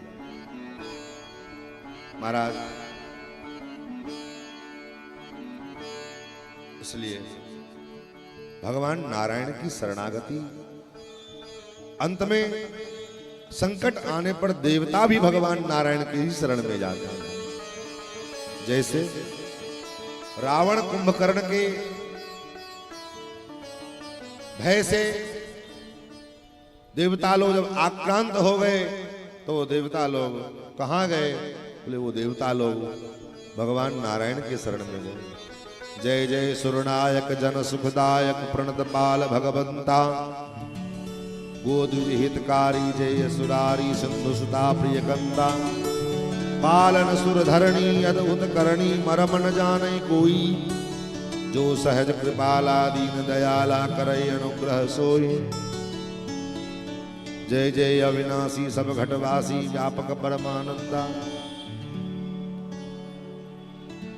जय चरित पुनीतम अभिगोतीतम माया रहित मुकुंदा, जय सृष्ट उपाई त्रिविध बनाई, संग सहाय न दूजा, सो करौ अघारी चिंत हमारी, जानी भगत न पूजा। ये स्तुति किसने की? देवताओं ने की है। तो उस परम पुरुष परमात्मा की शरणागति देवता भी करते हैं। शरणागति का मतलब समर्पण, और समर्पण किसके पास किया जाता है? जो अपने से ज्यादा बलवान हो, जो सबसे ज्यादा बलवान हो, जो हमारी रक्षा करने में समर्थवान हो, हम उसकी शरणागति करते हैं।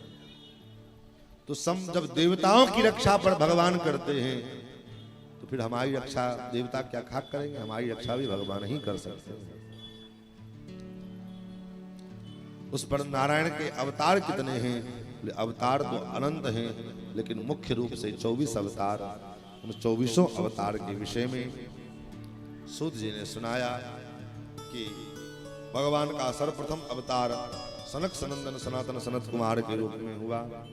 भगवान का दूसरा अवतार वराह के रूप में हुआ। भगवान का तीसरा अवतार नारद के रूप में हुआ। भगवान का चौथा अवतार नर नारायण के रूप में हुआ। भगवान का पांचवा अवतार भगवान कपिल के रूप में हुआ। भगवान का छठा अवतार दत्तात्रेय के रूप में हुआ। भगवान का सातवां अवतार यज्ञ नारायण के रूप में हुआ। भगवान का आठवां अवतार ऋषभ देव जी के रूप में हुआ। भगवान का नौवां अवतार पृथु जी के रूप में हुआ। भगवान का 10वां अवतार कश्यप के रूप में। भगवान का 11वां अवतार मत्स्य के रूप में। भगवान का 12वां अवतार धन्वंतरी के रूप में और 13वां अवतार मोहिनी के रूप में। 14वां अवतार नृसिंह के रूप में तो 15वां अवतार वामन के रूप में। 16वां अवतार व्यास के रूप में। 17वां अवतार परशुराम के रूप में। 18वां अवतार राम जी के रूप में रामावतार के रूप में हुआ। 19वां और 20वां ये 2 अवतार एक साथ कृष्ण और बलराम जी के रूप में हुआ। 21वां अवतार भगवान का बुद्ध के रूप में। 22वां अवतार कल्कि के रूप में। 2 अवतार और हैं हयग्रीवा अवतार और हंसावतार। ये कुल मिलाकर के भगवान के 24 अवतार हुए। आज विडंबना ये है, बहुत बात है, क्या कहेंगे। सनातन धर्म में हम पैदा जरूर हुए, लेकिन सनातन धर्म में भगवान के अवतार कितने हैं ये नहीं मालूम। देवता कितने हमारे ये बात नहीं मालूम। ग्रंथ कितने ये बात नहीं मालूम। वर्ण कितने ये नहीं मालूम। आश्रम कितने ये नहीं मालूम। सनातन धर्म में कितने संस्कार होते हैं इसके विषय में जानकारी नहीं। जानकारी किस बात की है? बोले शराबबंदी में भी शराब कहाँ मिल जाएगा, इस बात की जरूर जानकारी। शराबबंदी में भी शराब कहाँ से मिल जाएगा, चाहे पताल से मिल जाएगा, खोज के जरूर ले आएगा, इतना जरूर जानकारी। और वही शराब पीने वाले अपने को सनातन के ठेकेदार मानते हैं। महाराज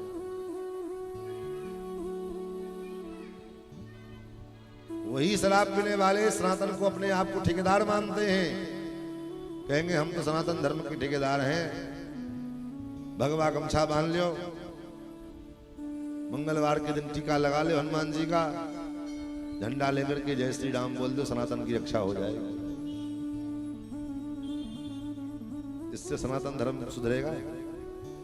इससे सनातन की रक्षा होगी? सनातन की रक्षा को होने के लिए तो सनातन धर्म को समझना पड़ेगा। सनातन धर्म की मूल बातों को जाननी पड़ेगी। नाम के आगे लिखेंगे सनातनी, और सनातन का मतलब क्या होता है मालूम है नहीं। तो ऐसे सनातन धर्म से क्या, ऐसे सनातनी होने से क्या लाभ मिला? सनातनी होने के लिए पहले हम सनातन धर्म को जानने का प्रयास करें कि सनातन धर्म का मूल बात क्या है। सनातन का ABCD मालूम नहीं और सनातन धर्म की रक्षा करने के लिए लाठी लेके चले। केवल हाँ लाठी जरूरी है, मानते हैं, लेकिन उसके पहले सनातन धर्म के मूलभूत विषयों को जानना जरूरी है। महाराज सौनकादि ऋषियों ने कहा भागवत की रचना वेद व्यास जी ने कब किया है, कहां किया, कैसे किया। महाराज सूत जी कहते हैं द्वापरे समनु प्राप्त तृतीय युग पर, ये द्वापर के अंत समय में, द्वापर का तीसरा चरण चल रहा था, उस समय सम्याप्रास आश्रम सरस्वती नदी के किनारे महाराज व्यास आश्रम है बद्रीनाथ की यात्रा में, माना रोड के आगे, माना गांव, बद्रीनारायण से और थोड़ा ऊपर उसी जगह पर में महर्षि व्यास जी का आश्रम है। उसका नाम है सम्याप्रास आश्रम। उसी आश्रम में एक दिन श्री व्यास जी महाराज उदास बैठे हुए थे। वेद के 4 विभाग करने के बाद, वेदांत का प्रतिपादन करने के बाद, 17 पुराण लिखे, महाभारत जैसा दिव्य ग्रंथ लिखा, उसके बाद भी महर्षि व्यास जी के मन में संतोष नहीं लग रहा था। कहीं कुछ अभी अधूरा बाकी है। क्या बाकी है पता नहीं। उसी समय नारद जी के कानों में वीणा की धुन सुनाई दी। नारायण नारायण नारायण नारायण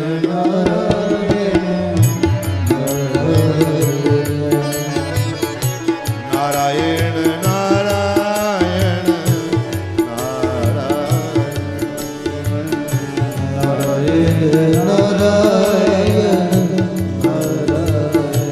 सभी लोग ताली, कीर्तन जब भी हो तो ताली जरूर बजाइए, कहना न पड़े, क्योंकि कीर्तन में ताली न बजाने पर दोष लगता है। कीर्तन में ताली बजाने से बहुत चीजें जीवन में मंगल होती है। नारायण नारायण नारायण नारायण नारायण नारायण नारायण नारायण नारायण श्रीमन नारायण नारायण नारायण नारायण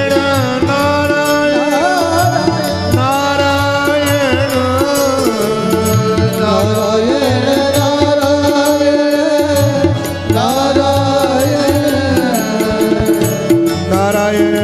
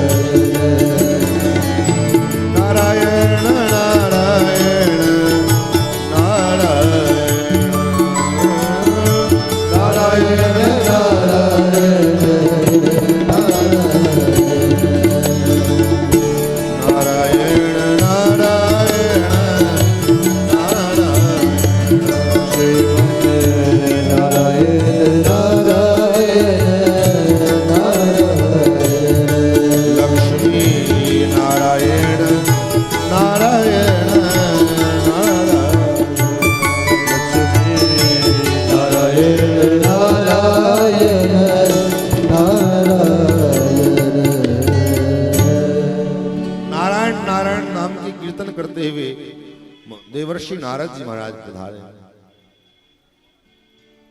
श्री नारद जी महाराज की देवर्षि नारद जी पधारे तो वेद व्यास जी ने उठ करके देवर्षि नारद जी को प्रणाम किया, स्वागत किया और आसन प्रदान किया। देखो इन सीरियल वालों ने नारद जी के कैरेक्टर को, नारद जी के चरित्र को इतना बदनाम किया है। जैसे किसी फिल्म में कोई कॉमेडी सीन ना हो तो फिल्म का आनंद नहीं आ पाता। उस कॉमेडी सीन को करने के लिए एक जोकर कॉमेडियन एक्टर को रखा जाता है। उसी प्रकार ये धार्मिक सीरियल बनाने वाले उसमें हास्य करने के लिए हास्य कलाकार के रूप में नारद जी को प्रस्तुत किया। कॉमेडी सीन करने वाले नारद जी तो ऐसा दुष्प्रचार किया नारद को लोग समझने लगे घर घर में झगड़ा लगाने वाला जो उसको नारद, यही हमारी धारणा बन गई कि जो घर घर में झगड़ा लगावे वो नारद का काम कर, कहते ना ये नारद का काम कर, नारद जी का यही काम है।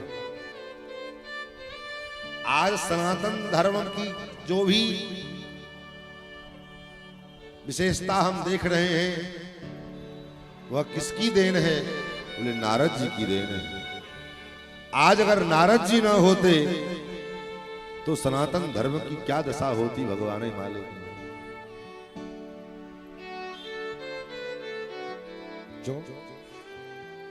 क्योंकि सनातन धर्म में आज जो बातें, आज ये भागवत हम सुन रहे हैं तो नारद जी की देन है। राम कथा हम सुनते हैं वो नारद जी की देन। राम कथा भागवत कथा के मूल में नारद जी, नारद जी ने ही व्यास जी को चतुश्लोकी भागवत का उपदेश देकर के और भागवत की प्रेरणा दी। तब महर्षि व्यास जी ने भागवत का प्रणयन किया। उसी प्रकार राम कथा में भी महाराज महर्षि वाल्मीकि जी ने को 100 श्लोकों में रामचरित्र प्रदान किया और मूल रामायण जब 100 श्लोकों में महर्षि वाल्मीकि जी को दिया तब जाकर के महर्षि वाल्मीकि 24,000 श्लोकों में रामायण की रचना कर पाए। तो इसलिए हमारे सनातन धर्म में नारद जी की बड़ी भूमिका है। और ऐसे नारद जी के प्रति हम लोग हास्य का भाव रखते हैं। नारद जी का मतलब ही, नारद का मतलब ही होता है नारम ज्ञानम ददाति इति नारद। जो ज्ञान प्रदान करने वाला है वो नारद है। नारम, नार कहते हैं जल को, और जल में जो रहने वाले भगवान नारायण हैं, उन नारायण को जो प्रदान कर दे देवे उसका नाम नारद है। नारदो देव दर्शन, जिसको नारद जी का दर्शन हो गया समझ लो उसको भगवान का दर्शन कंफर्म हो गया। ऐसे नारद जी पधारे और नारद जी ने व्यास जी को उपदेश किया। कथा तो बड़ी लंबी है लेकिन प्रसंग को भी आगे बढ़ाना। 4 श्लोकों में नारद जी ने व्यास जी को भागवत का बीज प्रदान किया और कहा भागवत का विस्तार करो। फिर तो नारद जी, व्यास जी ने कहा महाराज मैं बूढ़ा हो गया, अब मैं नहीं लिख सकता ना जो है भागवत। बोले क्यों नहीं लिख सकते? आप लिख सकते, आप लिखो। क्यों? क्योंकि आपके ऊपर एक संत की कृपा है और भगवंत की कृपा से श्रेष्ठ होती है संत की कृपा। भगवान की कृपा मिले चाहे ना मिले, लेकिन एक संत की कृपा अगर प्राप्त हो जाए तो जीवन में तो भगवंत की कृपा तो प्राप्त होना ही होना है। कहां जाए? इसलिए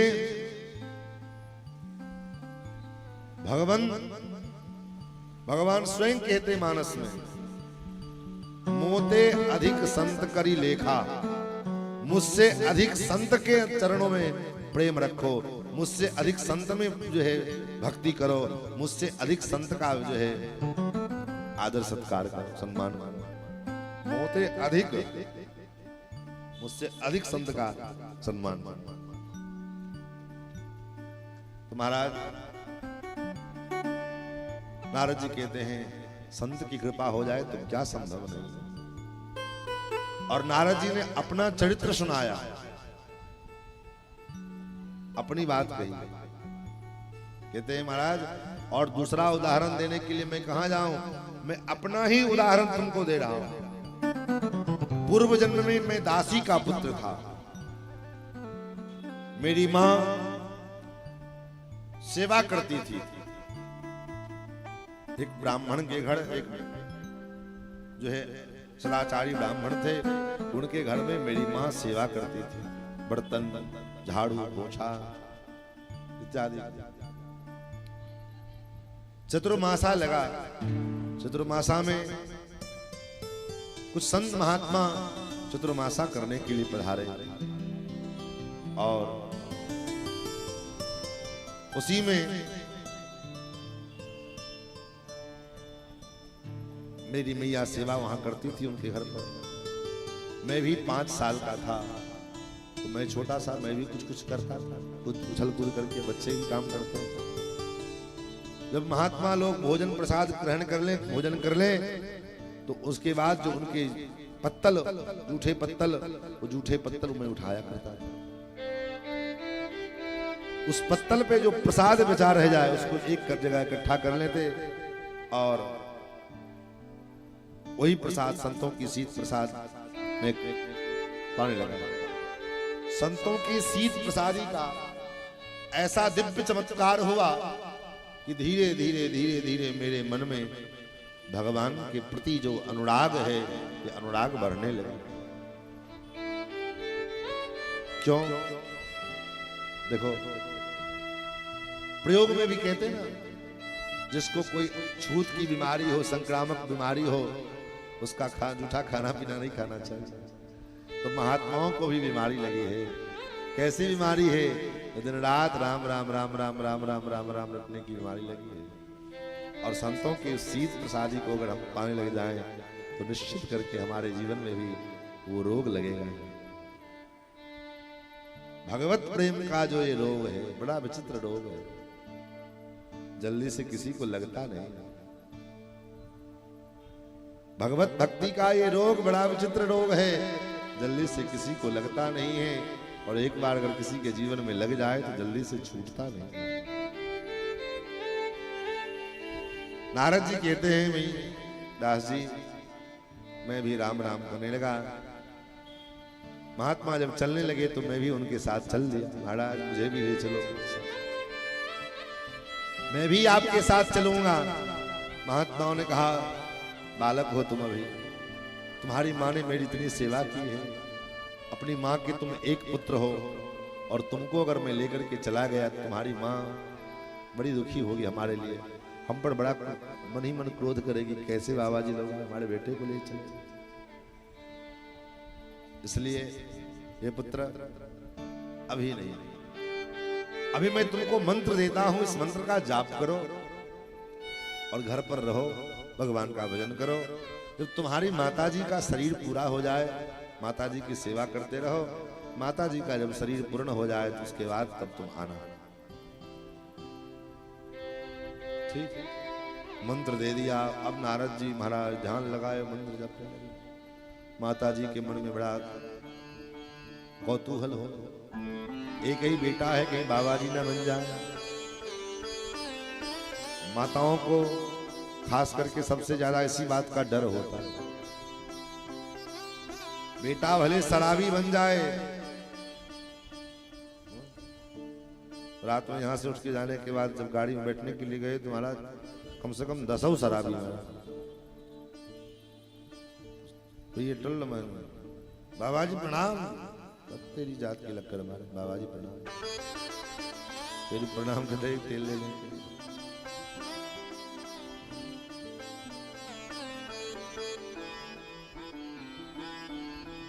महाराज बेटा चोर बन जाए, बेटा डाकू बन जाए, बेटा जीवकतरा बन जाए, बेटा नालायक हो जाए, चलेगा, लेकिन बेटा बाबा जी न बने। बाबा जी बनना इतना सरल है? अरे कम से कम बाबा जी के पास रहेगा तो कम से कम संस्कार सीखेगा। बाबा जी तो नहीं बन पाएगा, इतना तो कन्फर्म है, क्योंकि तुमने इतना भी सत्कर्म नहीं किया है कि तुम्हारा कोख से पैदा हुआ बच्चा जल्दी बाबा जी बन जाए। बाबा जी बनना इतना कठिन सरल काम नहीं है, लेकिन कम से कम बाबा जी के पास रहेगा तो कम से कम वो संस्कार सीखेगा। तिलक लगाना, स्वरूप करना, माता पिता की सेवा करना, माता पिता की आज्ञा का पालन करना, इन सब चीजों को सीखेगा। हमारे पूज्य स्वामी जी महाराज कहते हैं कि आश्रम में जो बच्चे भले पढ़े चाहे ना पढ़े, लेकिन जहां जाएंगे कम से कम संस्कार में तो रहेंगे, अपने स्वरूप में तो रहेंगे, अपने धर्म का जानकारी तो उनको होगी, इतना तो जरूर हो जाएगा आश्रम में रहकर। तो कहने का भाव, तो बाबा जी बनना इतना सरल काम नहीं है। माता जी को लगा कि कहीं ये बाबा जी न बन जाए, सो माता जी ने सोचा इसका विवाह करा दो। अब नारद जी विचार करने कहते हैं कि नारद जी की मैं विचार करने लगा कि अब तक तो माता जी की प्रतीक्षा कर रहा था, कहीं माता जी ब्याह करा देंगी, फिर उसकी प्रतीक्षा करो, और ब्याह करके उसको छोड़ देना ये भी धर्म नहीं है। कम से कम एक संतान तो उसको हो, तब उसका त्याग किया जाए। विवाह किया और सीधे बाबा जी बन गए। इतना ही जब का इतना ही बड़ा जब वैराग्यवान थे तो पहले ब्याह काहे के लिए किया? फिर इतने बड़े जब वैरागी थे तो ब्याह करने की जरूरत ही काहे के लिए थी? क्या करें? तब तक दैवी कृपा से ऐसा हुआ, मेरी मां सायंकाल गोदोहन करने के लिए गई और रास्ते में अंधेरे में एक सर्प ने उनको काट लिया। सर्प के काटने से उनकी मृत्यु हो गई। लोगों ने आकर के कहा, मन में दुख भी हुआ और सुख भी हुआ। दुख का भी अनुभव हुआ और सुख का भी अनुभव हुआ। दुख का अनुभव किस लिए? बोले मां चली गई, क्योंकि दुनिया में बहुत कुछ मिल जाता है, मां नहीं मिलती जल्दी से। पत्नी एक बार चली जाए दोबारा मिल भी सकती है, लेकिन मां जल्दी नहीं। महाराज, लेकिन सुख इस बात का हुआ कि चलो मां के ऋण से अब आज मुक्त हो गए, अब भजन करने का अवसर है। अनुग्रहम मन्यमानम प्रातिष्ठम दिशमुत्तराम, मन ही मन भगवान का अनुग्रह माना और उत्तर दिशा की ओर चल दिए भगवान का भजन करने। चलते चलते एक पीपल की वृक्ष के नीचे थका मांदा बैठ गए। आंख बंद हुई। आंख जब बंद हुई तो भगवान का वो दिव्य स्वरूप का अनुभव उस आंखों के सामने हुआ। लेकिन जब तक फिर आंख खोला तो कहीं कुछ नहीं। फिर बार बार प्रयास किया नेत्र बंद करने का, लेकिन वो ध्यान वो स्वरूप दिखा नहीं। बेचैन हो गए, बेचैनी आ गई, क्या करें क्या करें।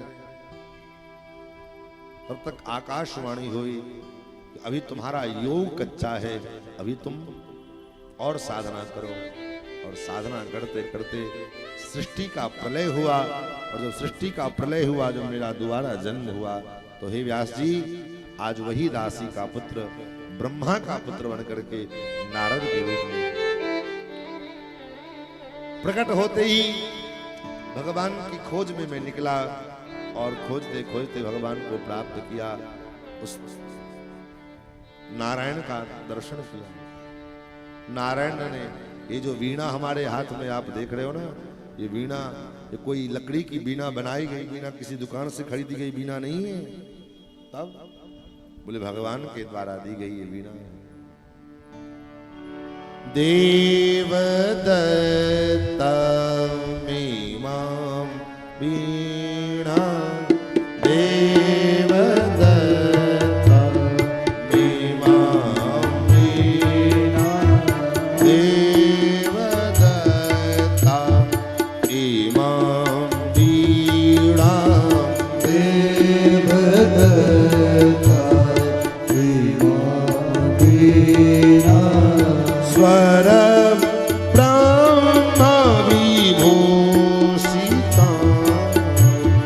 स्वर ब्रह्म विभूषिता, देव दत्ता मीमां वीणा, देव दत्ता मीमां वीणा, देव दत्ता मीमां वीणा, देव दत्ता मीमां वीणा, मूर्छयित्वा हरिकथा, मूर्छयित्वा हरिकथा,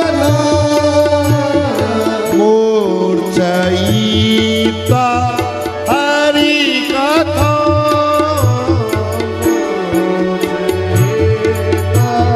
हरिकथा, कायं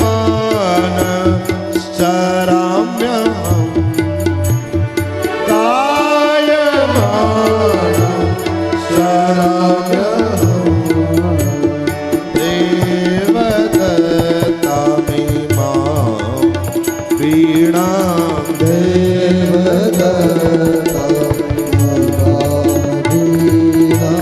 देवदत्ता वीणा देवदत्ता वीणा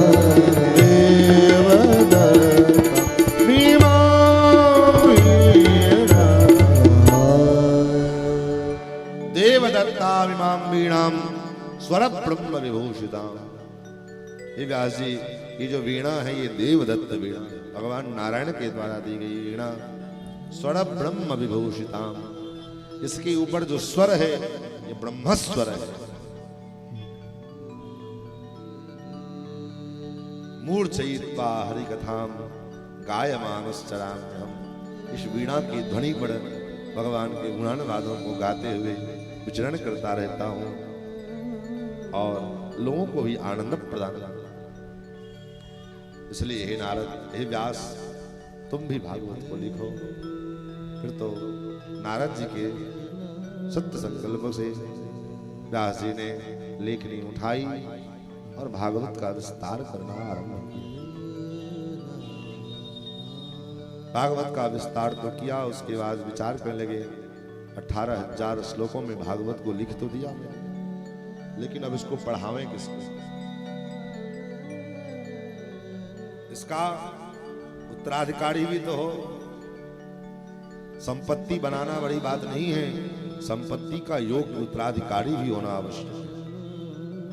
आपने खूब मेहनत करके, कंजूसी कर करके, एक एक रुपया जोड़ जोड़ करके मैं संपत्ति बनाई और आपका उत्तराधिकारी नालायक हो गया तो सारी संपत्ति को तुरंत फूंक देगा।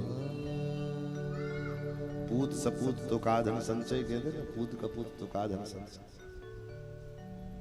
इसलिए संपत्ति बनाना बड़ी बात नहीं है, संपत्ति का योग्य उत्तराधिकारी मिलना बड़ी बात है। चाहे वो साधु हो चाहे गृहस्थ हो।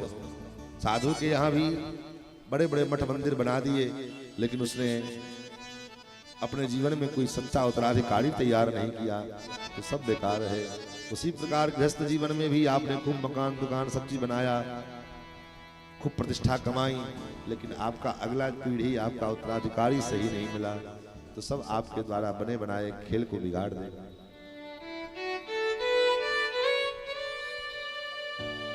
इस भागवत का उत्तराधिकारी किसको बनाना? ध्यान में आया मेरा पुत्र सुखदेव इसकी योग्य, क्योंकि भागवत परमहंसों की संहिता है और मेरा पुत्र सुखदेव परमहंस शिरोमणि। फिर तो लेकिन सुखदेव जी आएंगे कैसे? अपने शिष्यों को भागवत के 2-4 श्लोक कंठस्थ कराए और उसको कहा जंगल में जहां जाओ वहां इसका गान करते रहो। भागवत की मधुर श्लोकों को सुन करके सुखदेव जी खिंचे चले आए। सुखदेव जी स्वयं कहते द्वितीय स्कंद में राजन राजा परीक्षित से, हे राजन, गृहीत चेता राजर्षे आख्यानम यदधीतवान। इस भागवत के दिव्य स्वरूप को, दिव्य श्लोकों को सुन करके जैसे लोहे की लोहा चुंबक की ओर खिंचा चला जाता है, उसी प्रकार मैं इस भगवान के दिव्य गुणानुवादों को सुन करके, इनके स्वरूप को सुन करके इधर खिंचा चला। कथा की यही विशेषता है। कथा के आप प्रेमी हो और कथा अगर गौर से अगर कहीं भी कान में पड़ गई तो एक बार जरूर मन में होगा चलो देखे तो कथा कहाँ हो रही है। और ऐसे अगर कथा में बैठ गए और कथा में सही में मन लग गया तो फिर कथा छोड़ के जाने का मन नहीं करेगा। केवल टाइम पास करने के लिए कथा में आओगे तो टाइम पास होगा, 9 बज गए, अब चलो घर चलते हैं, सोने का टाइम हो गया, खाने का टाइम हो गया। लेकिन अगर वास्तव में कथा सुनने के लिए बैठोगे तो फिर कितना टाइम हो गया पता ही नहीं चलेगा। समय कब बीत जाती पता नहीं चलता है। परसों राम कथा का विश्राम था, कथा चल रही थी, भरत चरित्र प्रसंग चल रहा था महर्षि वाल्मीकि प्रणीत रामायण से, और 10:30 बज गए। और पूरी कथा अभी बाकी है। राम जी का राज्याभिषेक कराना, अभी भरत चरित्र चल रहा था। 10:30 पौने 11 बजे जब समय पर ध्यान गया, अरे पौने 11 बजे तब जा करके कथा जल्दी जल्दी पूरा हुई। 11:30 बजे रात की कथा पूरी। तो कथा में जब मन लग जाए, कथा की विशेषता है, फिर समय पता नहीं चलता कभी, क्योंकि कलयुग का प्रभाव सर्वत्र है लेकिन कथा में नहीं है। कलयुग में काल, काल का प्रभाव सर्वत्र विद्यमान रहता है लेकिन कथा में आकर के काल भी स्थिर हो जाता है। सुखदेव जी को संपूर्ण भागवत का उपदेश किया। फिर सुखदेव जी ने राजा परीक्षित को कथा सुनाई। राजा परीक्षित का संक्षेप चरित्र सुनाया। पहले परीक्षित को ही कथा क्यों सुनाई? राजा थे इसलिए बढ़िया माल ताल देगा, बढ़िया दक्षिणा देगा? बोले नहीं, परीक्षित परीक्षित है। कथा के उनका नाम परीक्षित नहीं है, उनका नाम तो विष्णुराज था। नाम परीक्षित क्यों पड़ गया? नाम इसलिए परीक्षित पड़ा क्योंकि परितः इक्षितः सुखदेव जी ने चारों ओर से उनकी पहले परीक्षा ली है और तब कथा सुनाया। कथा को, इस भागवत को सुनाने के लिए अमृत जैसा दुर्लभ पदार्थ लेकर के देवता लोग आए कि अमृत ले लो, इसके बदले भागवत हमको दे दो। ये अमृत ले लो और इसके बदले भागवत मुझको दे दो। लेकिन परीक्षित जी ने अमृत का परित्याग कर दिया लेकिन भागवत का परित्याग नहीं किया। सुखदेव जी महाराज समाधि छोड़ के चले आए भागवत सुनने के लिए। महाराज सुखदेव जी समाधि में मस्त थे लेकिन समाधि छोड़ के भागवत में आ गए। लेकिन विडंबना यह है कि हम अपनी घर की आधी व्याधि तक नहीं छोड़ पाते। समाधि तो बहुत दूर की बात है, हम अपनी आधी व्याधि तक नहीं छोड़ पाते हैं। समाधि कहां से छोड़े?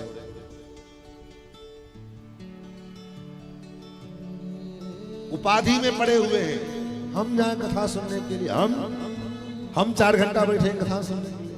क्यों? क्या तुम महर्षि व्यास से बड़े हो, महर्षि पराशर से बड़े हो, महर्षि सुखदेव से बड़े हो, व्यास विश्वामित्र इन सबसे बड़े हो? तुम्हारी क्या उपाधि है? आपकी क्या उपाधि हो सकती महाराज? बहुत ज्यादा से ज्यादा आप कोई व्यापारी होंगे, बहुत ज्यादा से ज्यादा कोई आप इंजीनियर बन गए होंगे, कोई डॉक्टर बन गए होंगे, कोई विधायक बन गए होंगे, कोई सांसद बन गए होंगे। अरे प्रधानमंत्री बनोगे भी तो किसी एक देश के बनोगे। लेकिन चक्रवर्ती सम्राट तो नहीं बन जाओगे। परीक्षित जी महाराज चक्रवर्ती सम्राट है, पूरे पृथ्वी के क्षत्र सम्राट महाराज परीक्षित। और कथा के लिए अपने इस गद्दी को छोड़ दिया, चले आए गंगा के तट पर में कथा सुनने के लिए। कहने का भाव, कथा सुनने के लिए इतना बड़ा त्याग करने की हिम्मत हो, इतना कलेजा हो मजबूत, कथा के लिए सबका त्याग कर सको, तब तो कथा सुनने के लिए परीक्षित बन सकते हो। अन्यथा टाइम पास करने के लिए कथा हो सकती है, हो जाए, आप मन में अहंकार पाल लें हम, जहां हमने कथा सुनी, ये बात अलग है।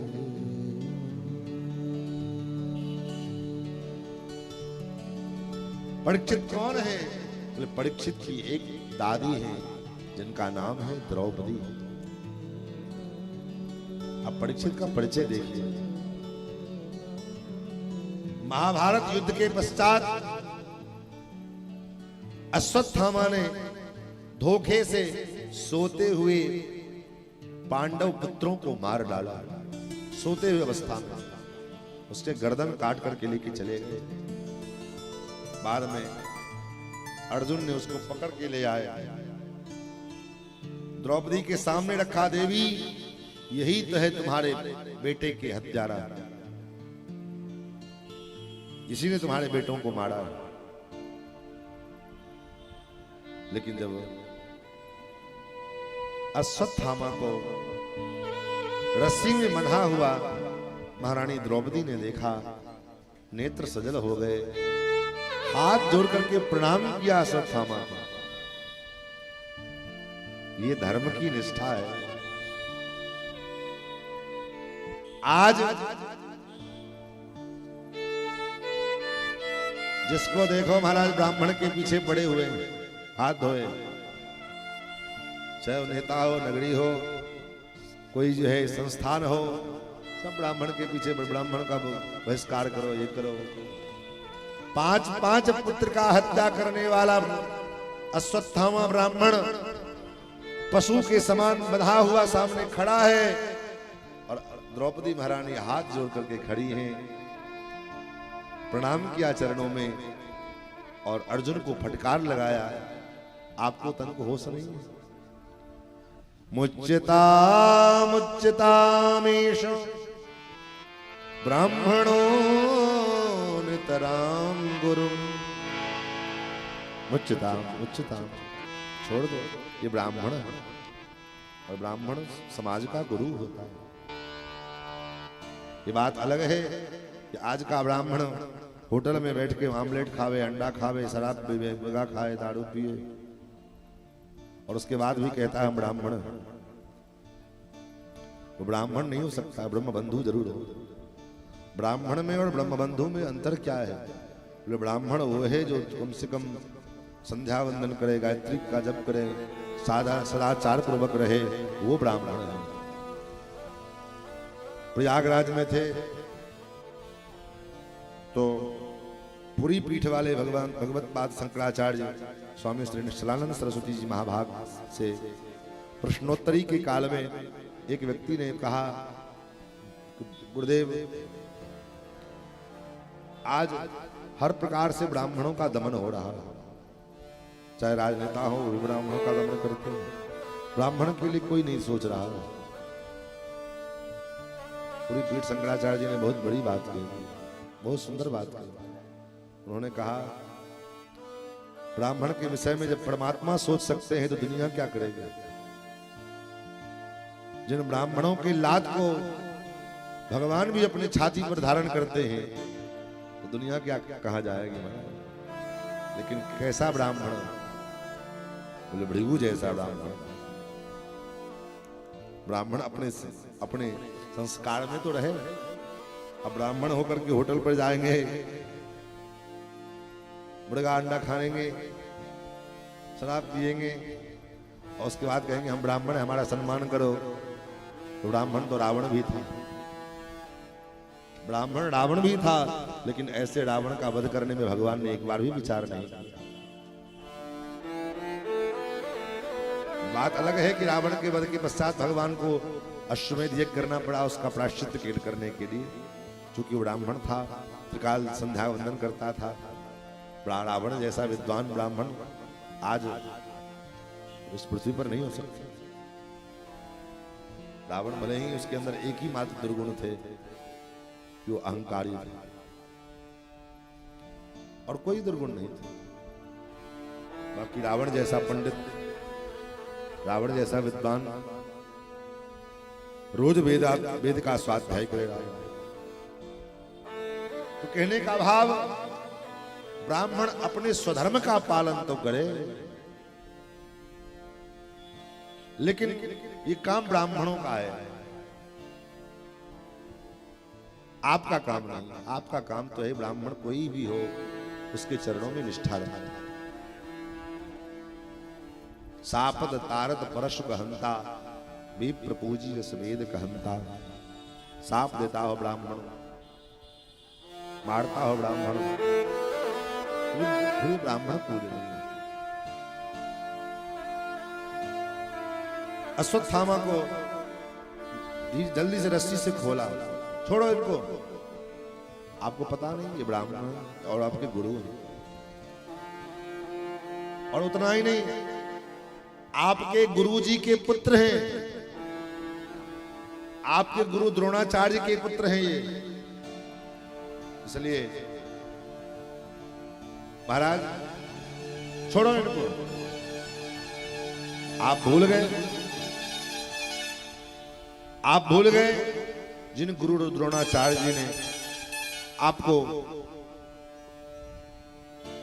सरहस्यो धनुर्वेदो सविसर्गो संयमः। सारे रहस्य पूर्वक धनुर्वेद का ज्ञान दिया, उपदेश किया। और सएस भगवान द्रोण प्रजा रूपेण वर्तते, वही भगवान द्रोण आपके यहाँ पुत्र के रूप में आपके सामने खड़े हैं। ये कौन हो? ये कौन है? ये द्रौपदी। दौड़ करके भगवान ने द्रौपदी को हृदय से लगाया। कृष्ण, इसीलिए तो मैं तुम्हारे पीछे रहता हूं, इसलिए तुम्हें तुम्हारे एक बार बुलाने पर मैं दौड़ा दौड़ा चला आता हूं। यही एकमात्र कारण है। क्या कारण है? तो तुम्हारे धर्म में ऐसी निष्ठा। धर्म केवल महाराज वाक्य में हो, व्यवहार में ना हो, उस धर्म का कोई मतलब नहीं। धर्म केवल हमको पर्व और त्योहार में सूझे और बाकी दिन में हमारा धर्म चला जाए कहीं और, उस धर्म से भी कोई मतलब नहीं। धर्म का पालन हमारे जीवन में हर काल हर परिस्थिति में होना चाहिए।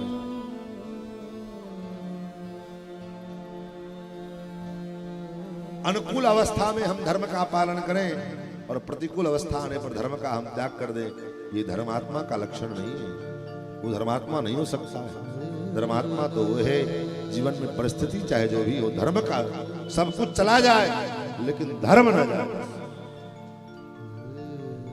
आपके जीवन से धन चला जाए, संपत्ति चली जाए, मकान दुकान सब चला जाए, लेकिन अगर धर्म रहेगा तो पुनः वो वापस सब आ जाए।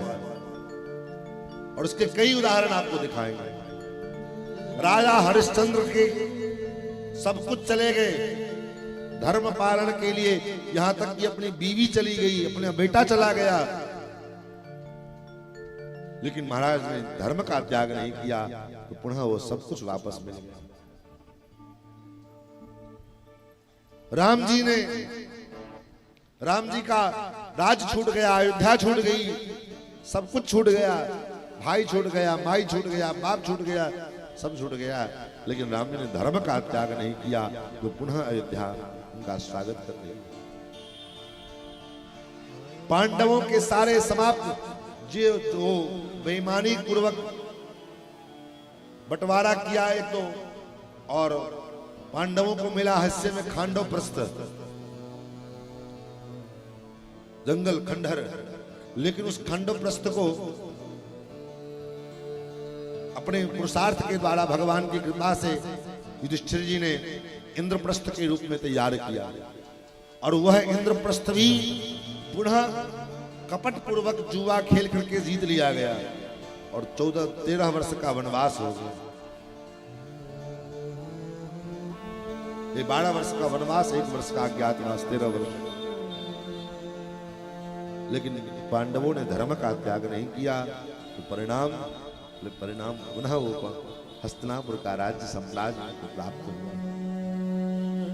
तो जहां धर्म होगा यतो धर्मः ततो जयः, जहां धर्म होगी वहीं जय होगा। धर्म नहीं जाएगा। परीक्षित की मां, ये तो द्रौपदी है, दादी है। परीक्षित की मां उत्तरा, अभिमन्यु की विधवा पत्नी उत्तरा, जब अश्वत्थामा को छोड़ दिया भगवान द्रौपदी ने, तो अश्वत्थामा ने पांडवों का समूल नष्ट करने के लिए उत्तरा के गर्भ में पल रहे शिशु के ऊपर, बच्चे के ऊपर ब्रह्मास्त्र का प्रयोग किया। लेकिन वो उत्तरा भगवान के शरण में गई। पाहि पाहि महायोगिन देव देव जगतपते, नान्यम तदभयम पश्ये यत्र मृत्यु परस्परम, पाहि माम रक्षा कर। और भगवान ने उत्तरा के गर्भ में प्रवेश करके उत्तरा की रक्षा की। उत्तरा की नहीं, उत्तरा के गर्भ की रक्षा की। उत्तरा भगवान से यही कहती, प्रभु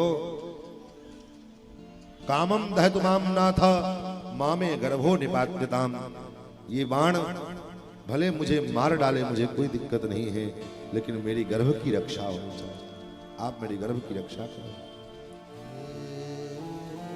उत्तरा से पूछा भगवान ने, तुम अपने गर्भ को क्यों बचाना चाहती हो, क्या कारण है? उत्तरा ने यही कहा, गोविंद ये गर्भ भी मुझे अपने लिए नहीं चाहिए। मेरा गर्भ भी नष्ट हो जाएगा तो मुझे कोई आपत्ति नहीं है, लेकिन मुझे अपने गर्भ की चिंता नहीं है। चिंता इस बात की है कि अगर ये गर्भ नष्ट हो जाएगा तो लोग आपको कलंक देंगे, आपके नाम के पीछे कलंक जुड़ जाएगा। जिस वंश की रक्षा करने वाले परब्रह्म परमात्मा नंद नंदन श्याम सुंदर श्री कृष्ण, और वह वंश भी निर्वंश हो गया उनके आंखों के सामने, और लोग आपको जो है कोसेंगे, आपके नाम के आगे कलंक लगे, ये मैं बर्दाश्त नहीं कर सकता। मुझे अपने गर्भ की चिंता नहीं है, आपके नाम की चिंता है, आपकी लाज की चिंता है। जाएगी लाज तिहारी,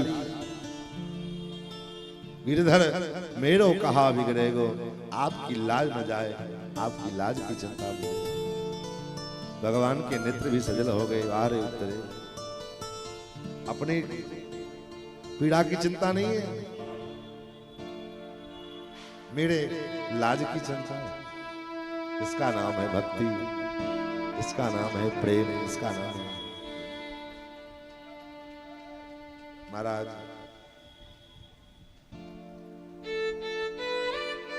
ये इस धारणा, ये उत्तरा है, और इसलिए तो परीक्षित को अपने गर्भ में धारण किया। धन्य है उत्तरा, केवल परीक्षित को ही अपने गर्भ में धारण नहीं किया, तब आज तक जितनी माताएं हुई इतिहास में, चाहे राम जी की मां कौशल्या हो, भगवान श्याम सुंदर श्री कृष्ण की मां यशोदा देवी की हो, लेकिन इन लोगों ने तो केवल मां को, भगवान को गर्भ में धारण किया। और वो भी गर्भ में धारण क्या किया, भगवान प्रकट हो गए। भय प्रकट कृपाला दीन दयाला कौशल्या, भगवान प्रकट हुए। लेकिन धन्य है उत्तरा, आज उत्तरा के गर्भ में एक साथ भगवान भी विराजमान हुए और भक्त भी विद्यमान। उस भक्त की रक्षा के लिए भगवान उत्तरा के गर्भ में प्रवेश किए। उत्तरा के गर्भ को भगवान ने अयन बनाया, इसलिए भगवान का एक नाम भी उत्तरायण है। और ऐसे उत्तरायण श्याम सुंदर श्री कृष्ण की प्रतीक्षा पितामह भीष्म कर रहे हैं। पितामह जिस उत्तरायण की प्रतीक्षा कर रहे हैं, वो उत्तरायण कौन है? बोले वही उत्तरायण श्री कृष्ण, जिन्होंने उत्तरा के गर्भ को अपना आयन बनाया। महाराज, ये उत्तरा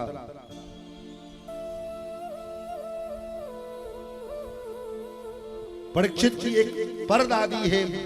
कौन? कुंती बुआ। चलने लगे, कुंती बुआ ने बड़ी सुंदर स्तुति की है। नमस्ते पुरुषम ताद्यम निस्वरः प्रकृते पदम अलक्ष्यम सर्वभूतानां मंत्र बहिरवस्थितम् न लक्ष्यसे मूढ़दृशा नटो नाट्यधरो यथा नमः पंकजनाभाय नमः पंकजमालिने नमः पंकजनेत्राय नमस्ते पंकजांग्रये कृष्णाय वासुदेवाय देवकी नंदनाय च नंद गोपकुमाराय गोविंदाय नमो नमः। सुंदर स्तुति कुंती बुआ ने। और स्तुति करने के बाद भगवान ने कहा, वरदान मांगो, आज तुम जो मांगोगी मैं दूंगा। कुंती बुआ ने कहा, पक्का? बोले हाँ। कन्फर्म? हाँ। तुम्हारे मांगने में विलंब हो सकता है, मेरे देने में विलंब नहीं होगा। बुआ आज मांगो जो चाहिए। आप सोच करके हैरान हो जाएंगे, कुंती बुआ ने क्या मांगा।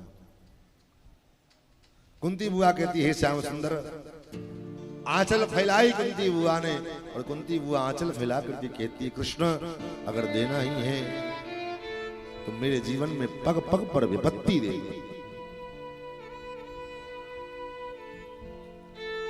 मेरे जीवन में पग पग पर मुझे विपत्ति प्राप्त हो, यही वरदान दे दो मुझे। भगवान ने कहा बुआ, जन्म से लेकर आज तक तो विपत्ति को ही भोगा है। जन्म लिया कहीं, पालन पोषण कहीं और हो, विवाह हुआ उससे पहले दुर्वासा ऋषि के मंत्र के प्रभाव से सूर्य नारायण के द्वारा पुत्र की प्राप्ति हो गई, पुत्र का विछोह हुआ। ब्याह हुआ ऐसे पति से जो पांडु रोग से ग्रसित, और वो भी साप लगा, पति का कोई सुख नहीं मिला। अल्प अवस्था में पतिदेव चले गए। शत्रु कहीं कोई बाहर नहीं, अपने घर में शत्रु विद्यमान है जो पल पल मारने का षड्यंत्र कर रहा है। और मारने का क्या क्या नहीं किया उन कौरवों ने पांडवों को मारने के, सब कुछ हुआ। तो जीवन में तो पग पग पर तुमने विपत्ति का सामना किया ही। अब तुम्हारा पुत्र राजा बना, चक्रवर्ती सम्राट बना, तब फिर तुम विपत्ति क्यों मांग रही हो? कुंती बुआ कहती है यही तो बात है कृष्ण, यही समझने की बात है। जब जब मेरे जीवन में विपत्ति रही तब तक तुम मेरे सामने रहे, मेरे साथ रहे। और आज विपत्ति समाप्त हुई, मेरा पुत्र चक्रवर्ती सम्राट बन गया, तो आज तुम मुझे छोड़कर चल जाओ। ऐसी संपत्ति किस काम की तो तुमसे दूर करने वाली हो। उस संपत्ति में जरा, उस संपत्ति सदन सुख, उस संपत्ति में, उस घर मकान में, उस सुख में आग लग जाए, जो संपत्ति, जो घर, जो सुख तुमसे दूर कराने वाला हो। कृष्ण, विपत्ति वो नहीं है जो जिसको संसार के लोग मानते हैं। विपत्ति क्या है? बोले विपत् विष्णु विस्मरणम संपन्न नारायण स्मृति। हम भगवान को भूल जाएं, सबसे बड़ी विपत्ति वही है। जीवन में भगवान की विस्मृति हो जाए, भगवान हमसे दूर हो जाए, भगवान को हम भूल जाएं, यही सबसे बड़ी विपत्ति है। और संपत्ति क्या है? संपन्न नारायण स्मृति। हम भगवान का स्मरण करते रहे, यही सबसे बड़ी संपत्ति है।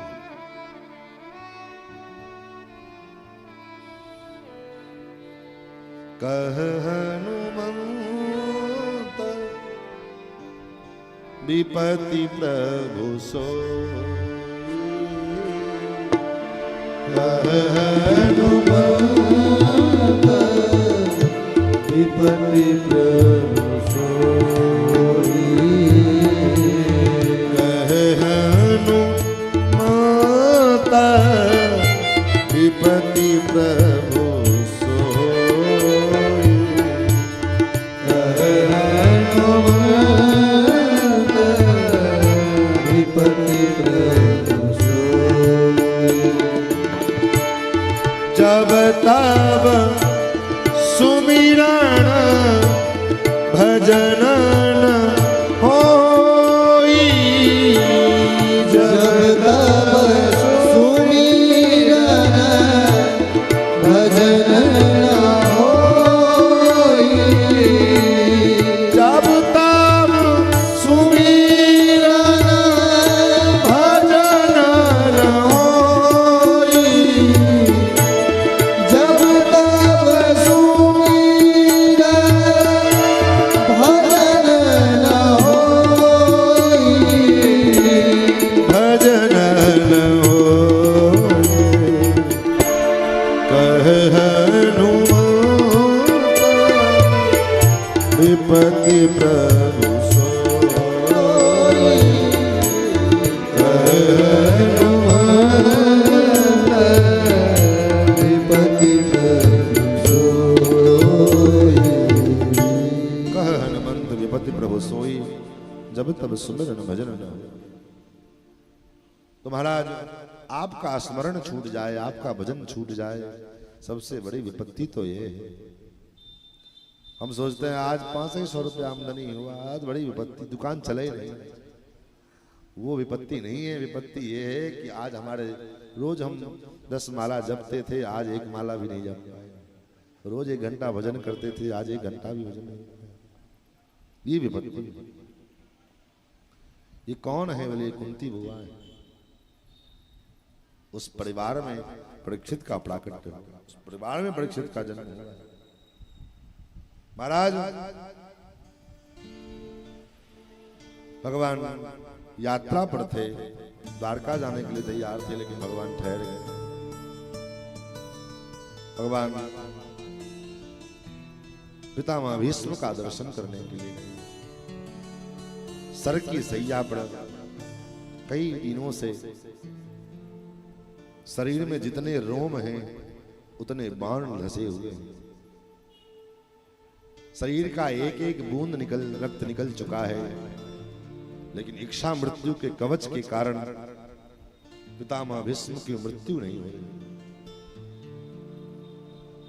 महाराज भगवान पधारे। भगवान ने कहा, पितामह ने कहा, प्रभु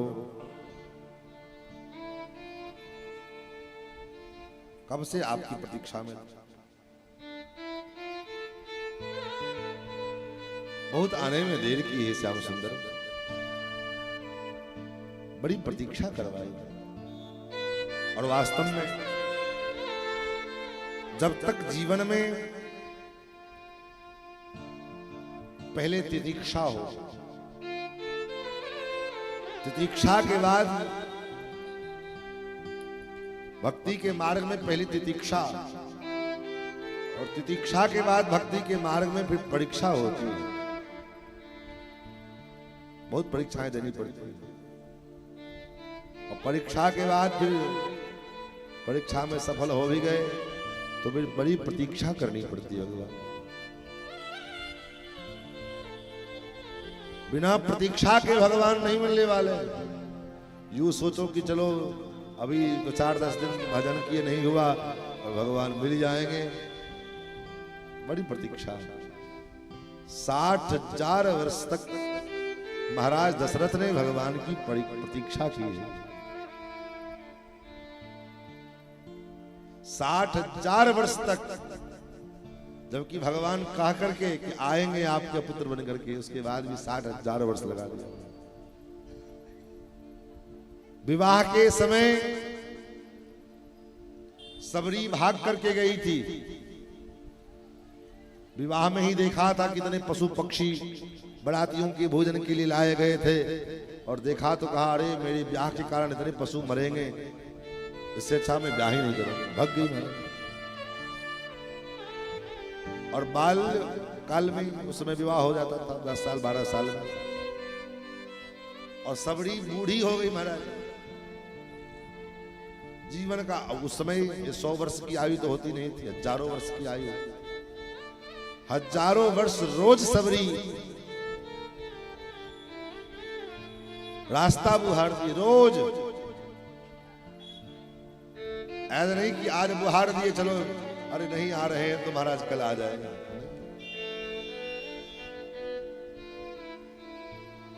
महाराज रोज रास्ता बुहारती है, रोज फल तोड़ कर लाती है। क्या पता कल ही राम जी आ जाए, क्योंकि गुरुजी ने कहा था कि राम जी आएंगे, दर्शन देंगे, लेकिन ये पूछना भूल गई कि कब तक आएंगे। जब तक ये गुरुजी बता दे तब तक गुरुजी का शरीर छूट गया। तो अब सबरी को लगता है कि कहीं गुरुजी गए कहे हैं, तो गुरुजी के वचनों में ऐसा विश्वास कहीं कल ही राम जी ना जाए। रोज सबरी रास्ता बुहारती, रोज सबरी निहारे रास्ता, आएंगे राम जी, सबरी निहारे रास्ता, आएंगे राम जी, सबरी निहारे रास्ता, आएंगे राम जी, सबरी निहारे रास्ता, आएंगे राम जी। मिलनी का धन्य जीवन बनाएंगे राम जी, मिलनी का धन्य जीवन बनाएंगे राम जी। मेरा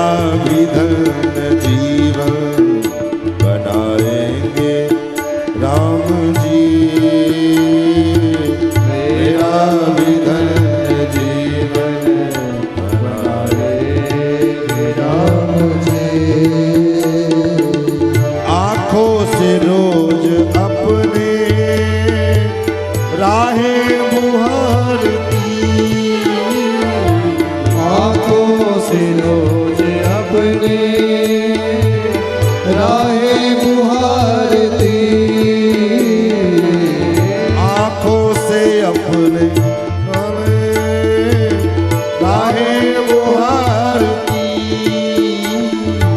आंखों से रोज अपने राहे मुहारती कांटे लगे न कोई कांटे लगे न कोई राम जी कांटे लगे न कोई राम जी सबरी निहारे रास्ता आएंगे राम जी सबरी सबर रास्ता आए राम जी। तो रोज सबरी रास्ता हुआ तो जीवन में प्रतीक्षा आवश्यक है। पितामह ने बड़ी प्रतीक्षा की भगवान की। भगवान पधारे सदैव देवो भगवान प्रतीक्षताम कलेवरम यावदिदम हिनोम्यहम। हे प्रभु आपने बड़ी प्रतीक्षा करवाई, अब कुछ देर आप भी प्रतीक्षा करें।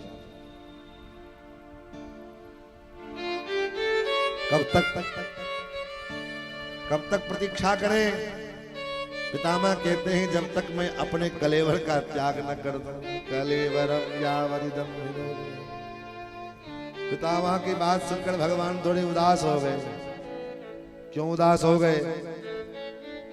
पितामह भगवान सोचते हैं बाबा को इच्छा मृत्यु का वरदान है। अब पता नहीं एक दिन में इच्छा होगी कि एक महीने में इच्छा होगी कि एक वर्ष में इच्छा होगी। कब तक खड़े रहेंगे ऐसे?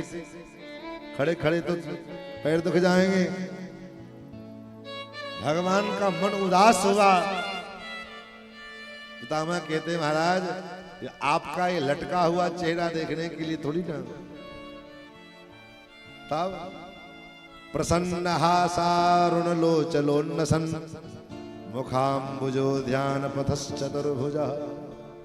आपका मुखमंडल खिलखिलाता रहे, प्रसन्न रहे, आप मंद मंद मुस्कुराते रहो और आप बंसी बजाते रहो, मेरे ओर निहारते रहो। यही मेरे जीवन की इच्छा है और मैं अपना प्राण त्याग सकूं। यही मेरे मन की कामना, यही मेरी इच्छा है। जीवन में मैंने कभी कोई इच्छा नहीं की, आज ये पहली इच्छा पितामह कर रहे हैं। आप मंद मंद मुस्कुराते रहें, मेरी ओर देखते रहें और मैं अपने सहजता से, बड़ी सुगमता से अपने प्राणों का त्याग कर सकूं। यही कृपा कर महाराज। और पितामह ने बड़ी सुंदर भगवान की स्तुति की है। इति मति रूप कल्पिता वितृष्णा भगवती सात्वत पुंगवे विभुम।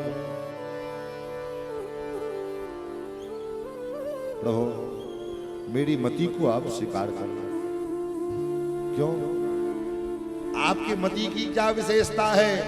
पितामह कहते हैं मेरी मति बड़ी वितृष्णा है, इसमें कोई ईर्ष्या नहीं। इसको स्वीकार कर लो। हे नाथ त्रिभुवन कमनम तमाल वर्णम रविकर गौर बड़ाम बड़म दधाने। आपका जो सुंदरता है, आपका जो सौंदर्य है वो कैसा है? तो त्रिभुवन कमनीय आपका सौंदर्य। त्रिभुवन कमनम तमाल वर्णम रविकर गौर बड़ाम मदम दधाने। आपकी सुंदरता त्रिभुवन कमनीय सौंदर्यता है महाराज। कैसी? तमाल वर्णम। तमाल वर्णम कहने का तात्पर्य है, तमाल मतलब ताल का जो वृक्ष है कैसा होता है? काला काला। बरसात के महीने में उस तमाल ताल के वृक्ष पर पानी पड़ा हो और सायंकाल सूर्यास्त के समय जो सूर्य की किरणें हैं वो उस ताल के वृक्ष पर पड़े तो कैसा लगता है देखने में, उसी प्रकार हे नाथ आपका जो स्वरूप है श्याम वर्ण है आप, और आपके श्याम वर्ण विग्रह पर में ये दिव्य कनक के समान स्वर्ण के समान जो ये दिव्य पीतांबर चमक रहा है, बड़ा अद्भुत। प्रभु आपको समय याद है हे नाथ, सपदि सखी बचो निशम्न मध्य निज परयोर बलयोर रथम निवेश्य। प्रभु एक बार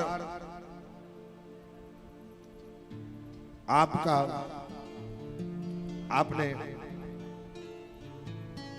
जब आपसे अर्जुन महाभारत के युद्ध के क्रम में अर्जुन ने आपसे कहा सेनयोर भयोर मध्य रथम स्थापयाम्यच्युत, हे अच्युत दोनों सेनाओं के मध्य में मेरे रथ को स्थापित करो। क्यों? अर्जुन दोनों सैनिकों को देखना चाहता। तो अर्जुन तो देख ही रहे थे, लेकिन आप भी तो अपने आंख फाड़ फाड़ के देख रहे थे। तो आप क्या कर रहे थे? भगवान ने कहा मैं भी देख रहा था। तो नहीं, अर्जुन के देखने में और आपके देखने में अंतर था, लेकिन इस अंतर को और कोई ना समझ सका, लेकिन मैंने समझ लिया। क्या अंतर था?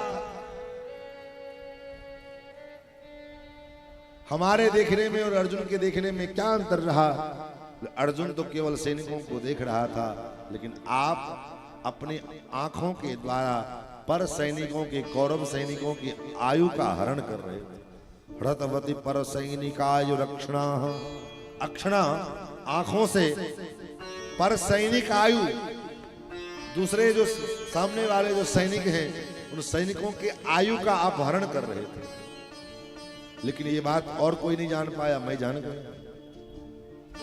मानो पितामह कहते हैं, भगवान कहते हैं पितामह तू काहे जब जान गए तो मनी मन रखो ना, काहे पोल पट्टी खोल रहे हो? मनी मन रखो इस बात को, पर्दे में रहने दो, काहे पर्दा उठाने में लगे हुए? प्रभु युद्ध का वो दृश्य, कौन सा दृश्य? पितामह कहते हैं प्रभु स्वनिगमपहाय मत् प्रतिज्ञामृतमधिकर्तमवप्लुतो रथस्थः धृतरथ चरणोऽध्याच्चलद्गुहो हन्तु हरिरिव हन्तु निभं गतोत्तरीयः। महाभारत युद्ध के समय एक बार आपकी और मेरी दोनों की प्रतिज्ञा टकरा गई। आपने प्रण लिया था कि महाभारत युद्ध में मैं शस्त्र नहीं उठाऊंगा, और मैंने प्रण लिया आज जो हरिहीन शस्त्र गाहाऊं तो लाजो गंगा जननी को शांतनु सुत न कहाऊं। आज अगर मैंने कृष्ण से शस्त्र न उठवाया तो गंगा की का पुत्र कहलाने का अधिकारी नहीं। और जब युद्ध शुरू हुआ, ऐसा भयंकर युद्ध शुरू हुआ, ऐसा भयंकर युद्ध शुरू हुआ कि अर्जुन पानी पानी हो गए। अर्जुन कुछ सोच नहीं पा रहे क्या किया जाए। आज पितामह के युद्ध कला को देख करके अर्जुन का सारा धनुर्विद्या का ज्ञान फेल हो गया। अर्जुन घबरा रहे हैं। भगवान ने देखा कहीं ऐसा ना हो कि हमारा अर्जुन मर जाए, प्राण छोड़ जाए। फिर तो भगवान को रोष आया और भगवान उछल कर कूद गए रथ से, और वहीं एक टूटा हुआ रथ का पहिया रखा था, उसी को उठा लिया सुदर्शन चक्र के रूप में और दौड़ पड़े। मानो कैसा दृश्य लग रहा है, जैसे किसी गजराज के ऊपर में, बूढ़े गजराज के ऊपर में कोई सिंह आक्रमण कर दिया। हंतु निभम हतोत्तरीयः। जब भगवान दौड़े उस समय भगवान का जो उत्तरीय था दुपट्टा पीतांबर, वो धरती पर गिर पड़ा। क्यों गिर पड़ा? धरती कंपायमान होने लगी। चलत गुहु, धरती कंपायमान हो गई। काहे के लिए कंपायमान हो गई धरती? बोले इसलिए कि धरती विचार करने लगी कि अभी अभी इन्होंने प्रण लिया था कि मैं शस्त्र नहीं उठाऊंगा, और उस प्रण को ये भूल गए। तो मेरा प्रण तो बहुत पुराना है, क्या पता इनको याद होगा कि नहीं होगा।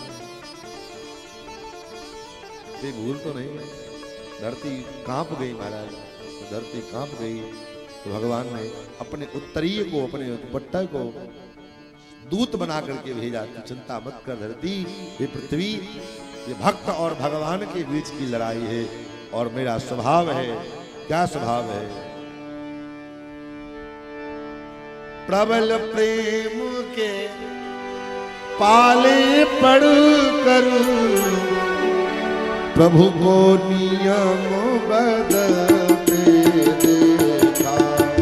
प्रबल प्रेम के पाले पड़ गए प्रभु नियम बदलते देखा। प्रभु को नियम बदलते देखा। प्रभु नियम बदलते देखा। अपना मान भले टल जाए, अपना मान भले टल जाए, पर भक्त का मान टलते देखा। भक्त का मान टलते देखा। भक्त का मानन टलते देखा। भक्त का मान टलते देखा। जिनके पंख त्रिकुटी के भय से सागर सप्त बलते देखा। सागर सागर उबलते देखा। सागर सप्त उबलते देखा। सागर सागर उबलते देखा। उनको मां यशोदा के भय से, उनको माया यशोदा के भय से अश्रु बिंदु मृग ढलते देखा। अश्विनो ढलते देखा।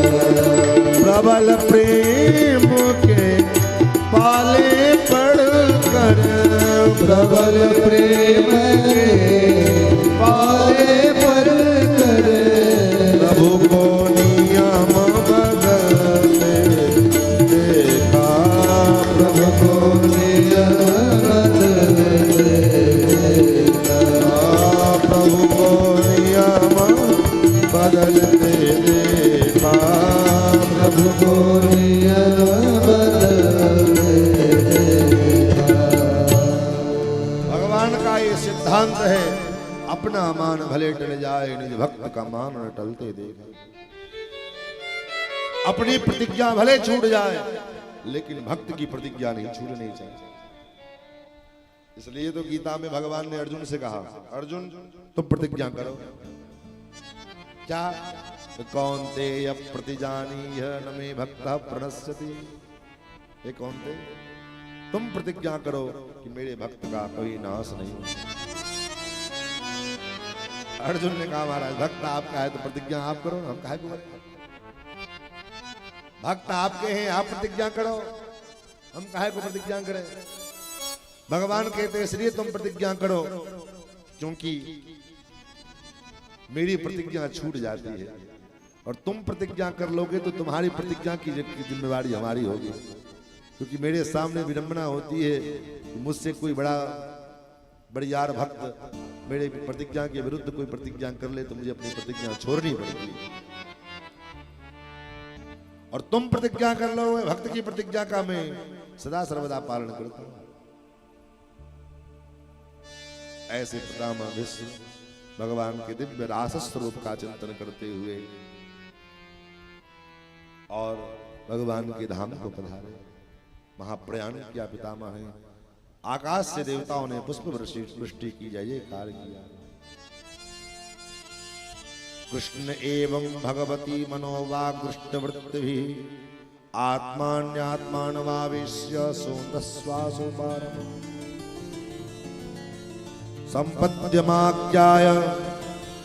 सम्पद्यमानमाज्ञाय भीष्मं ब्रह्मणि निष्कले सर्वे बुभुस्ते तूष्णीं वयांसि वदनान्ते। आकाश से पुष्प वर्षा होने लगी। देवताओं ने जय जयकार किया। दुंदुभी बजने लगी। तत्र दुंदुभयो ने दुर्देवमानाववादिताः ससंसुः साधवो राज्ञां खाते तु पुष्पवृष्टयः। इस प्रकार पितामह का महाप्रयाण हुआ। फिर भगवान ने पांडवों के द्वारा पितामह के अंतिम क्रिया संपन्न करवाया। उसके बाद भगवान द्वारका पधारे हैं। भगवान का द्वारकापुरी में स्वागत हुआ। इधर परीक्षित का प्रादुर्भाव हुआ, जन्म हुआ। परीक्षित के नाम रखे गए विष्णुराज। 16 वर्ष के परीक्षित जी हुए। उसके बाद एक दिन पांडवों को पता लगा अर्जुन के द्वारा नंदनंदन श्याम सुंदर श्री कृष्ण अपनी लीला को पूर्ण करके और अपने निज धाम पधारे। फिर तो भगवान के पीछे पीछे पांडवों ने भी अपने पौत्र उत्तरा के पुत्र अभिमन्यु नंदन विष्णुराज परीक्षित को सिंहासन पर बिठाया। 16 वर्ष की आयु में परीक्षित जी राजा बन गए। एक दिन परीक्षित जी महाराज दिग्विजय करने के लिए निकले तो रास्ते में देखा एक बैल और एक गाय दुबली पतली गाय और 3 टांग से लंगड़ा एक बैल। एक काले रंग का व्यक्ति लोहे की छड़ी लेकर बड़ी बेरहमी से उसको पीट रहा है, उस गाय को।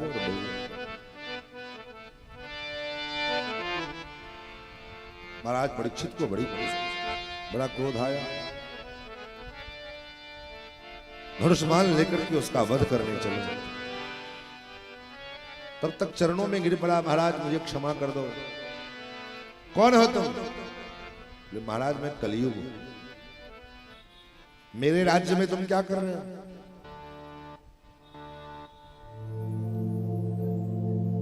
बोले कहां जाए? कहां मैं जाऊं? सर्वत्र तो आपका ही राज है, कोई स्थान दे दो रहने का, क्योंकि भगवान ने मुझे बनाया है तो मेरा भी कोई स्थान है। तो सर्वत्र तो आपका ही राज्य है, मैं कहां जाऊं? तो ठीक है, 4 स्थान दे दिए। कहां दिए? 4 स्थान दिए। द्यूतम, जहां जुआ खेले जाते हैं। और आप सुनकर के आश्चर्य करेंगे, कलयुग के जो 4 स्थान दिए गए हैं, दुर्भाग्य से आज हमारे राष्ट्र के, हमारे देश के अर्थव्यवस्था को जो है कहते हैं लोग, हम तो नहीं मानते हैं, लोग कहते हैं कि आज देश की अर्थव्यवस्था इन्हीं 4 चीजों पर टिकी है जिसमें कलयुग का वास। अब आप सोच लो कहां कल्याण होगा इस देश का। द्यूतम, जहां जुए खेले जाते हो। द्यूत कीड़ा, जुआ जहां हो, उसमें कलयुग का वास। और उसके महाराज लाइसेंस दिए जाते हैं। कसीनो उसका केंद्र है। और पहले तो कसीनो कहीं कहीं लोग किसी किसी शहर में हुआ करता था। आजकल तो महाराज हर घर में कसीनो आ गया। कहेंगे कैसे? बोले मोबाइल में जो ये लोग सट्टा लगाते हैं खेल खेल में, ये क्या है? बोले ये तो सट्टा है, ये तो जुआ है, ये कसीनो है। कई गेम अप्लाई, और इसका दुर्भाग्य तो ये है महाराज प्रधानमंत्री उसका सपोर्ट करते हैं, कहेंगे ये गेम बड़ा अच्छा है, इसको खेलो, इससे लाखों रुपया कमा सकते हो।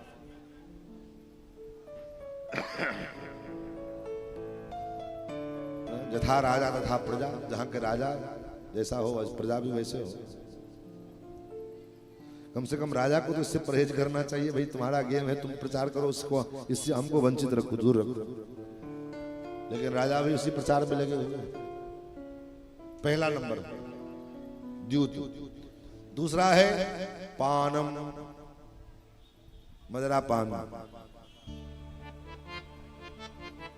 यद्यपि भले ही कागज पर में भले बिहार के लिए बंद है, लाइसेंस नहीं मिलता है, ठेके नहीं चलते हैं, ये कागज के लिए है, लेकिन कितना मिलता है, कहाँ क्या होता है सबको मालूम होता है, कितना अच्छे से मिल जाता है। और दुर्भाग्य तो हम ये समझते हैं कि जो छोटे छोटे बच्चे कर रहे हैं वो तो कर ही रहे हैं, बूढ़े भी नहीं मान रहे हैं। बच्चे तो चलो नालायक हैं, ना समझ है, बालक हैं, अभी उम्र कच्ची है, कम से कम बूढ़े तो समझ जाएं इस बात को ये गलत चीज है, लेकिन उनको भी नहीं रहा जाता। और उसके बाद कहेंगे हम धर्मात्मा हैं, धर्म का आचरण करना चाहते हैं। कहां से धर्म हो?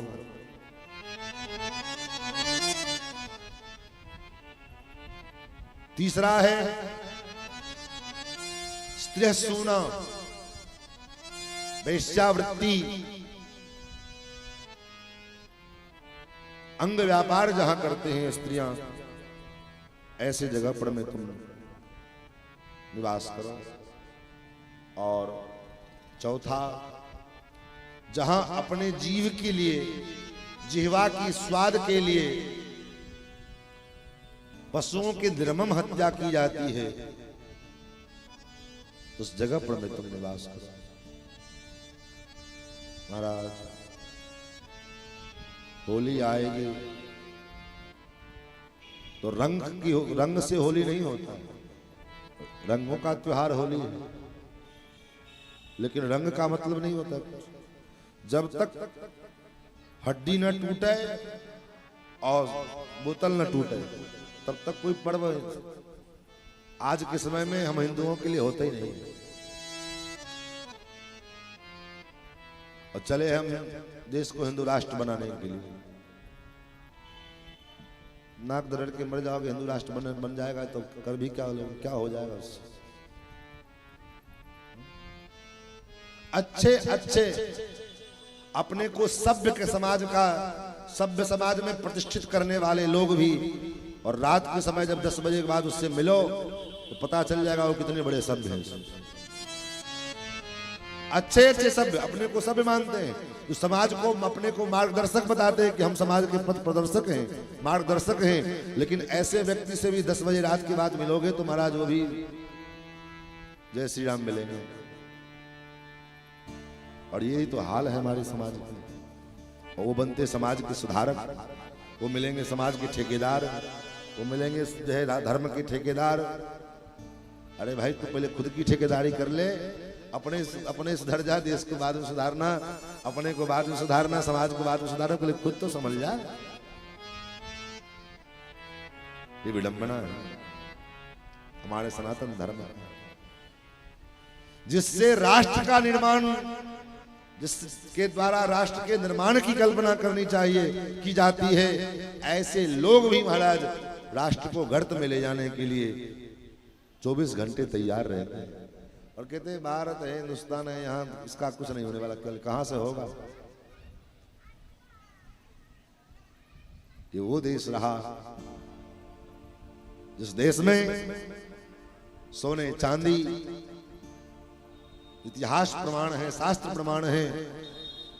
एक ग्वारिया नंद बाबा ग्वारिया ही तो है, नंद बाबा गोपाल है, गोपाल करने वाले हैं, ग्वाले हैं। और ग्वाले के घर में भी बेटे का जन्म हुआ। उस ग्वाले ने 10,000 गाय का दान किया। और वो भी कैसे दान किया? बोले सोने से उसके श्रृंग को मड़वा कर, चांदी से उसके खुड़ को मड़वा करके, और 10,000 गायों का दान किया। एक गाय पालने वाला गोपाल ग्वारिया, ये वो भारतवर्ष था। और आज बोले हम कह रहे हैं महाराज मोबाइल 5,000-7,000 की मोबाइल चोरी कर लेते हैं, चप्पल चोरी कर लेते हैं, और कहते हैं भारत तरक्की कर रहा है, भारत डेवलप कर रहा है। किस आधार पर डेवलप मान लिया जाए, किस आधार पर विकसित भारत को मान लिया जाए? कैसे इसको विकासशील माना जाए?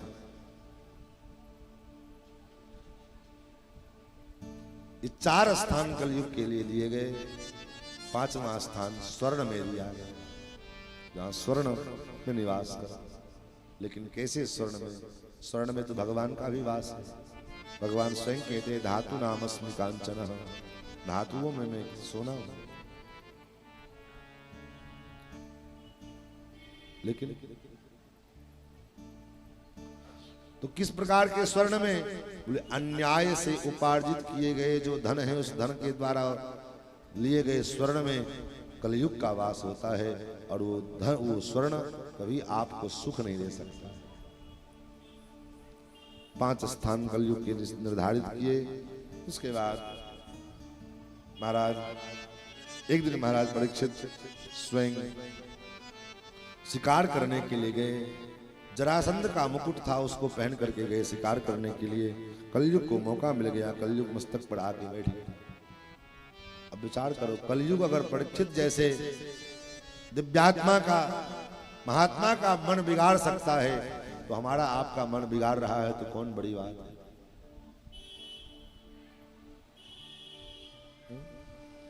परीक्षित के मन बिगड़ गए।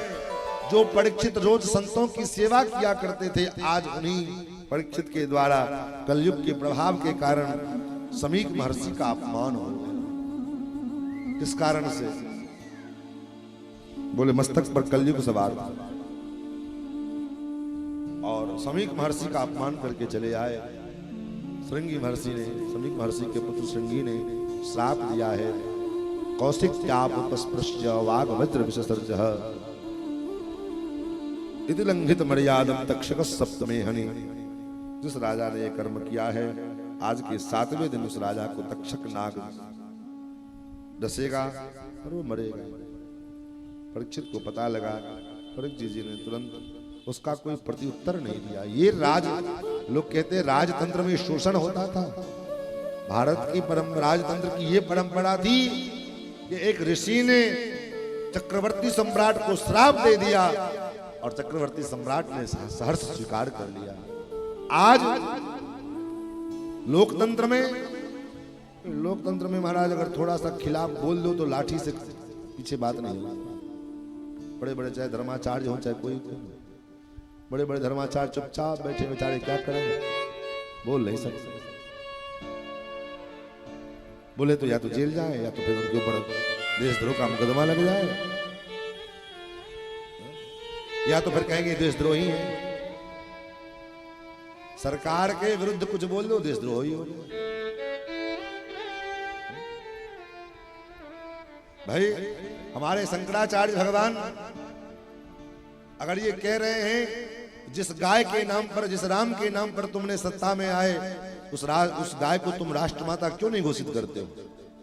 ये पूछना क्या गुनाह है शंकराचार्य?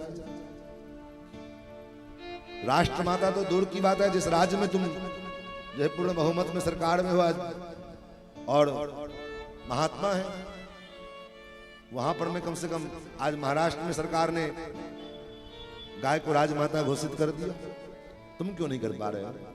ये पूछना है यार, ये देशद्रोह है।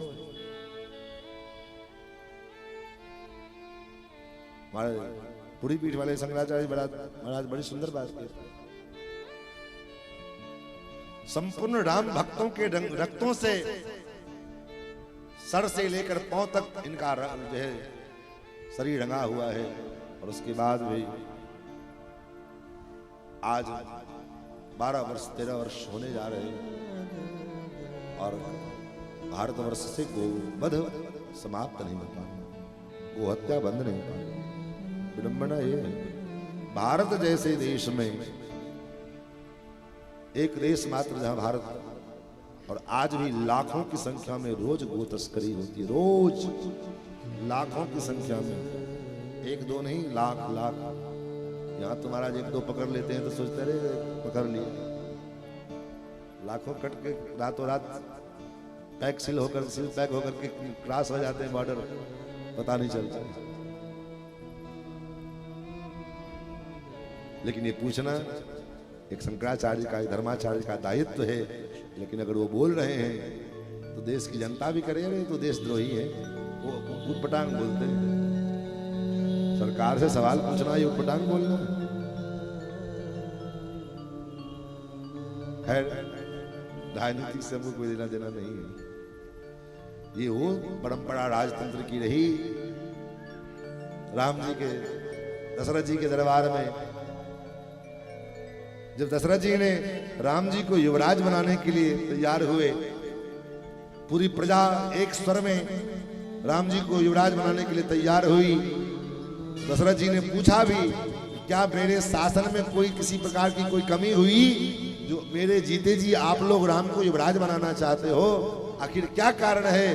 तो पूरी प्रजा ने एक स्वर में कहा कि राम के अंदर जो गुण है वो गुण आपके अंदर नहीं है। महाराज आपकी कौन कहे, आपके बाप के अंदर भी वो गुण नहीं। ये राजतंत्र था भारतवर्ष का, जहां राजा के सामने प्रजा इस प्रकार राजा के सामने निर्धक बोल पाए। लेकिन जब जब राजा अहंकार के वशीभूत होकर के प्रजा का शोषण और दमन करता है तो स्वाभाविक है कुछ न कुछ परिवर्तन होता है। धनानंद ने यही किया, अहंकार के वशीभूत होकर के आचार्य चाणक्य के शिखा को पकड़ के खींच करके महाराज नीचे किया। परिणाम हुआ आचार्य चाणक्य ने शिखा नहीं मानी। कहीं आज शिखा अभी बनेगा जब इस सिंहासन से इसको उखाड़ कर फेंक देंगे। आचार्य चाणक्य ने चंद्रगुप्त को तैयार किया और धनानंद को सिंहासन सहित उठा कर फेंक दिया। तो आज चक्रवर्ती सम्राट महाराज परीक्षित और इनको श्राप लगा। ये चाहते तो उस समय तत्काल उस ऋषि कुमार को मृत्युदंड दे सकते थे, लेकिन तुरंत इन्होंने सहर्ष स्वीकार किया। जीवन में एक बार भूल हुई, पहली बार आज भूल हुई, और वो भी भूलवश भूल हुई। जानबूझ करके महात्मा समीक के गले में माला सर्प की नहीं डाला है, उनका अपमान नहीं कराए थे। अज्ञानता के कारण, कलयुग के वशीभूत होने के कारण भूल हुई, और उस भूल के कारण इतनी बड़ी सजा मिली, और तुरंत उस सजा को स्वीकार किया। अपने बेटे जन्मेजय को सिंहासन पर बिठाया, अपने सत्ता से, अपने सिंहासन से तुरंत त्याग पत्र दे दिया। ये सिद्धांत गंगा के तट पर में आए और प्रायोपवेशन करके विराजमान हुए। महाराज बड़े बड़े ऋषि मुनि महात्मा अमलात्मा विमलात्मा बधारे, सब राजर्षि ब्रह्मर्षि महर्षि सब आए हैं। महाराज परीक्षित जी ने कहा, आज मेरा जीवन धन्य हो गया। आज तक जितने राजा हुए उन सभी राजाओं में मैं बड़ा धनवान, बड़ा धन्य। अहो वयम धन्यतमान् नृपाणां महत्तमानुग्रहणीयशीलः राज्ञां कुलं ब्राह्मण पाद शौचात् दूरात् शिष्टं बदगर्ह्य कर्म। मैंने जैसा निंदनीय कर्म किया, गढ़हित कर्म किया, उस हिसाब से तो मुझे आप सभी महात्माओं के द्वारा बहिष्कार होना चाहिए। लेकिन मेरा अंतिम सुधारने के लिए, मेरे अंतिम क्षण को कल्याण में बनाने के लिए आप लोग प्रतिज्ञा पूर्वक यहाँ पर में बैठ गए हैं मेरा उद्धार करने के लिए।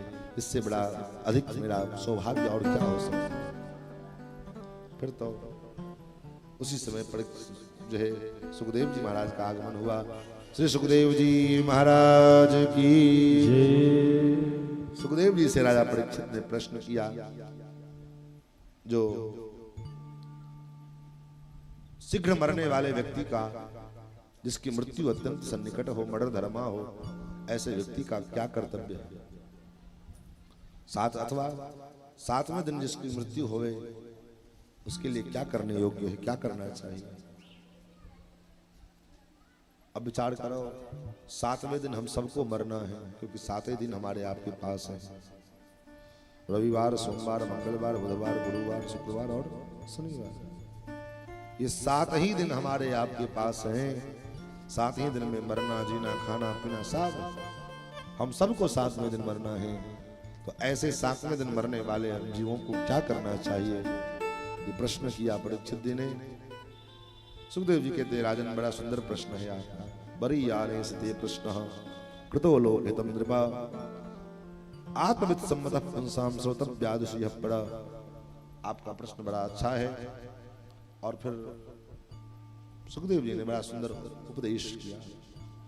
सर्वप्रथम विराट स्वरूप परमात्मा का वर्णन करके सुनाया कि ब्रह्मांड में जो कुछ दिखाई पड़ रहा है सब परमात्मा का ही स्वरूप है। पाताल लोक भगवान के तरवा है और ब्रह्म लोक भगवान का मस्तक है, और उसमें जो कुछ दिखाई पड़ रहा है सब भगवान के अंदर समाहित है। इसके बाद सृष्टि के विषय में प्रश्न किया परीक्षित जी ने। तो कहा यही प्रश्न ब्रह्मा जी से नारद जी ने किया था। नारद जी ने देखा ब्रह्मा जी को एक दिन ध्यान लगाए बैठे हुए। तो ध्यान लगाए बैठे नारद जी ने देखा, तो देखा पिताजी, देव देव नमस्तेस्तु भूतभावन पूर्वज तत्विजानी यज्ञानाम आत्मतत्व निदर्शनम। हे देवदेव, आप तो लोक करता है, तो फिर आप किसका ध्यान कर रहे हैं? यद रूपम यदधिष्ठानम यतसृष्टमिदं प्रभो यत्स्थं यत्परम यच्च यत्तत्पद्मं मदवितत्वतः। हे नाथ, आप किसका ध्यान कर रहे हो? आपसे भी ऊपर कोई तत्व है क्या? ब्रह्मा जी मुस्कुराए। ब्रह्मा जी ने कहा, पुत्र, भगवान की ऐसी माया, माया के कारण, उस माया के कारण लोग मुझको तस्मै नमो भगवते वासुदेवाय धीमहि, उस वासुदेव का हम ध्यान करते हैं। किन वासुदेव का? यन्मायया दुर्जयया, जिनकी माया बड़ी दुर्जया है, और उन्हीं की माया के कारण माम ब्रुवंति जगत गुरुम, लोग मुझको जो है सर्वश्रेष्ठ मान लेते हैं। वास्तविकता यह है कि मैं भी उनके ही कृपा से लोक करता हूं, लोक सृष्टि की रचना करता हूं। मेरे में अंदर वो सामर्थ्य नहीं है, लेकिन उनकी माया के कारण लोग मुझको जगत गुरु मान लेते हैं। दरअसल में द्रव्यम कर्म कालश्च स्वभावो जीव एव च वासुदेवात् परो ब्रह्मण्य चान्योर्थोस्ति तत्वतः। भगवान वासुदेव से बड़े कोई दूसरा तत्व श्रेष्ठ है ही नहीं। नारायण परा वेदा, नारायण से परे ही से वेद है। देवा नारायण अंगजा, देवता भी नारायण के अंग से ही उत्पन्न होते हैं। और नारायण पड़ो पड़ा लोका, नारायण पड़ा मखा, जितने लोक पर लोक हैं भगवान नारायण से उनकी सत्ता है। जितने यज्ञ याग आदि हैं, इन सभी यज्ञ याग आदियों का एकमात्र उद्देश्य भगवान नारायण की प्रसन्नता है। नारायण परो योगो नारायण परम तपः, नारायण से ही योग, जिस योग के द्वारा नारायण से जुड़ना ना होवे वो योग योग नहीं है, वो तो जोग है, योगा है। योगा, योग का मतलब महर्षि पतंजलि ने अपने महाभाष्य नामक ग्रंथ में योग की व्याख्या करते हैं, योगस्य चित्तवृत्तिर निरोधा। योग का मतलब योग के द्वारा चित्त की वृत्ति का निरोध हो जाए। हमारी जो चित्त वृत्ति इतनी चंचल है, इतना जो इधर उधर भटक रही है, इसकी वृत्ति का निरोध होना ही योग है। तो आज जो है बोले योग नहीं, योगा है। वो एक्सरसाइज है। शरीर 60 से जो है 60 वर्ष के हो गए तो अब फिर 30 वर्ष होना चाहते हैं तो योगा करो जवान होने के लिए। हम सदा जवान बने रहे इसलिए योगा करते हैं, लेकिन उससे क्या होगा? ब्रह्मा जी कहते हैं, पुत्र तस्यापि दष्टुरीशस्य कूटस्थस्याखिलात्मनः सृज्यं सृजाम सृष्टोह विक्षयो वाभिचोदितः। उसी आदि पुरुष नारायण के प्रभाव से मैं इस सृष्टि की उत्पत्ति करता हूं। सृजम सृजामि, इस सृष्टि की मैं संरचना करता हूं।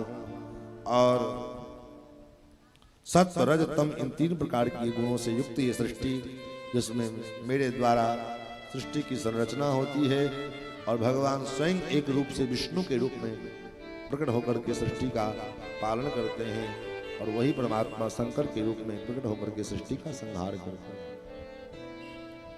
कार्य कार्यन कर्तृत्व, कार्य कारण और कर्ता, ये तीनों, और द्रव्य ज्ञान क्रियाश्रय बदनंति नित्यदा मुक्तम मायिनम पुरुषम गुणा। कोई भी कार्य है तो कार्य के कारण होते हैं, और कारण होते हैं तो कारण 2 प्रकार के कारण, एक निमित्त कारण, एक उपादान कारण। निमित्त कारण क्या है, उपादान कारण क्या है?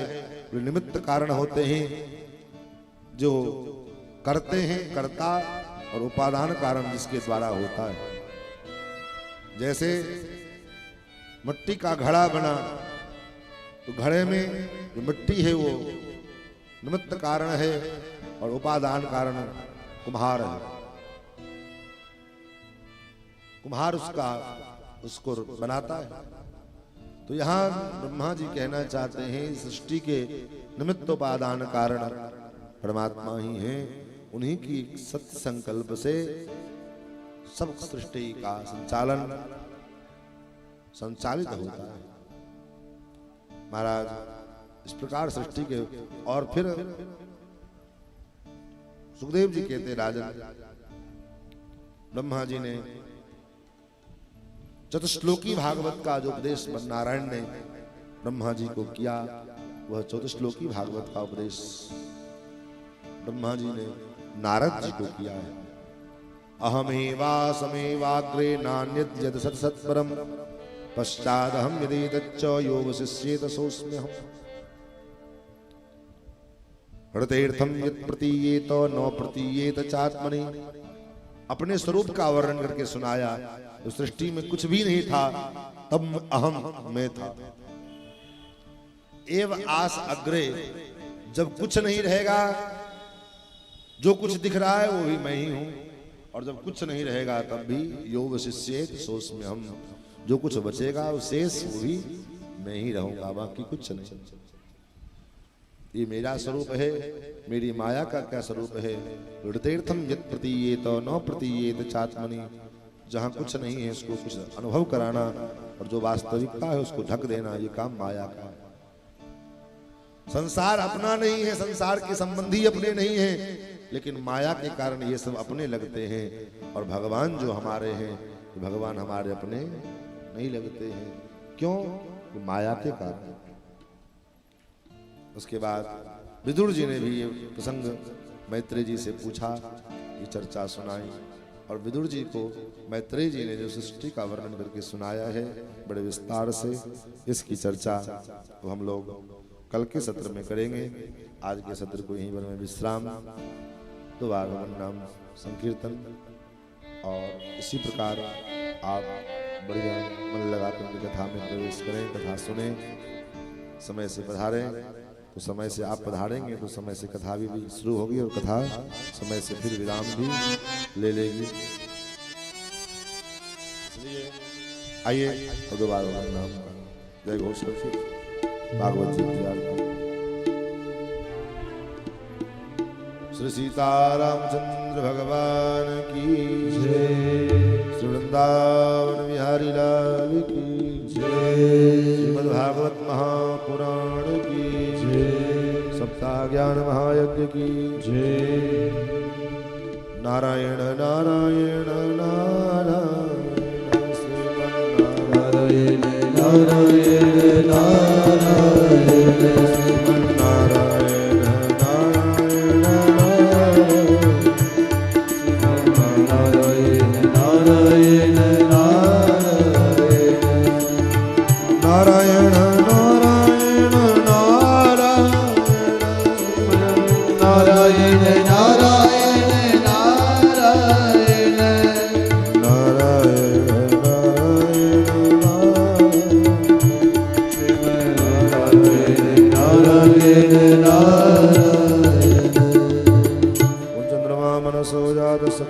सूर्यो अजायत श्रोत्रदश्च प्राणस्य मुखदग्निरजायत।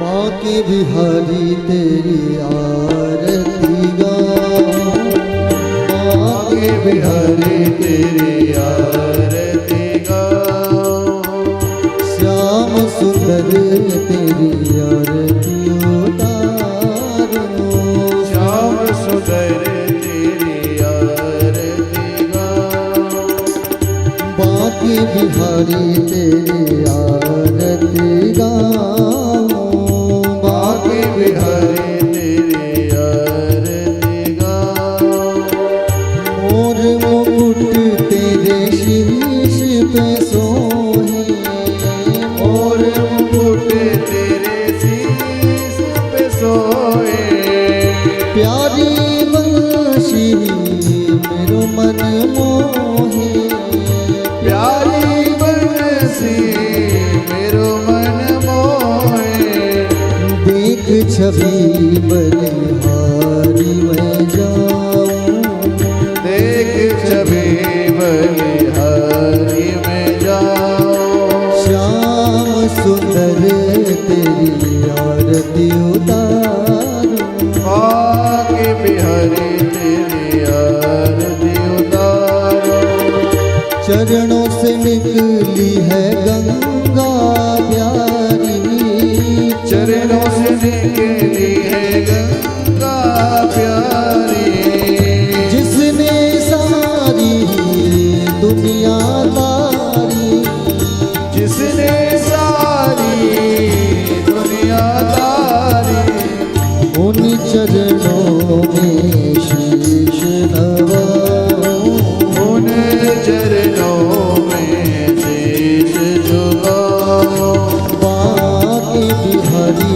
तेरी आरती उतारूं, बांके बिहारी तेरी आरती उतारूं, श्री हरिदास के प्यारे तुम हो, श्री हरिदास के प्यारे तुम हो, मेरे मोहन जीवन धन्य हो, मेरे मोहन जीवन धन्य हो, प्यारी छवि मैं मन में बसाऊं, बांके बिहारी तेरी आरती गाऊं, सदा संग वृषभानु दुलारी, सदा संग वृषभान दुलारी, श्री राधा प्रहरन से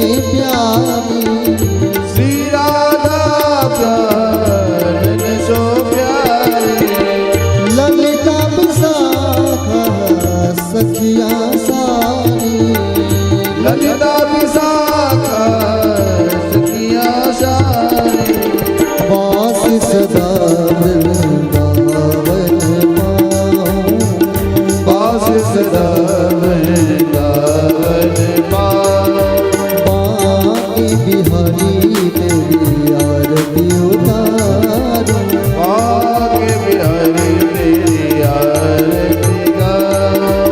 कर्पूर गौरंग करुणावतार संसार सारम भुजगेन्द्र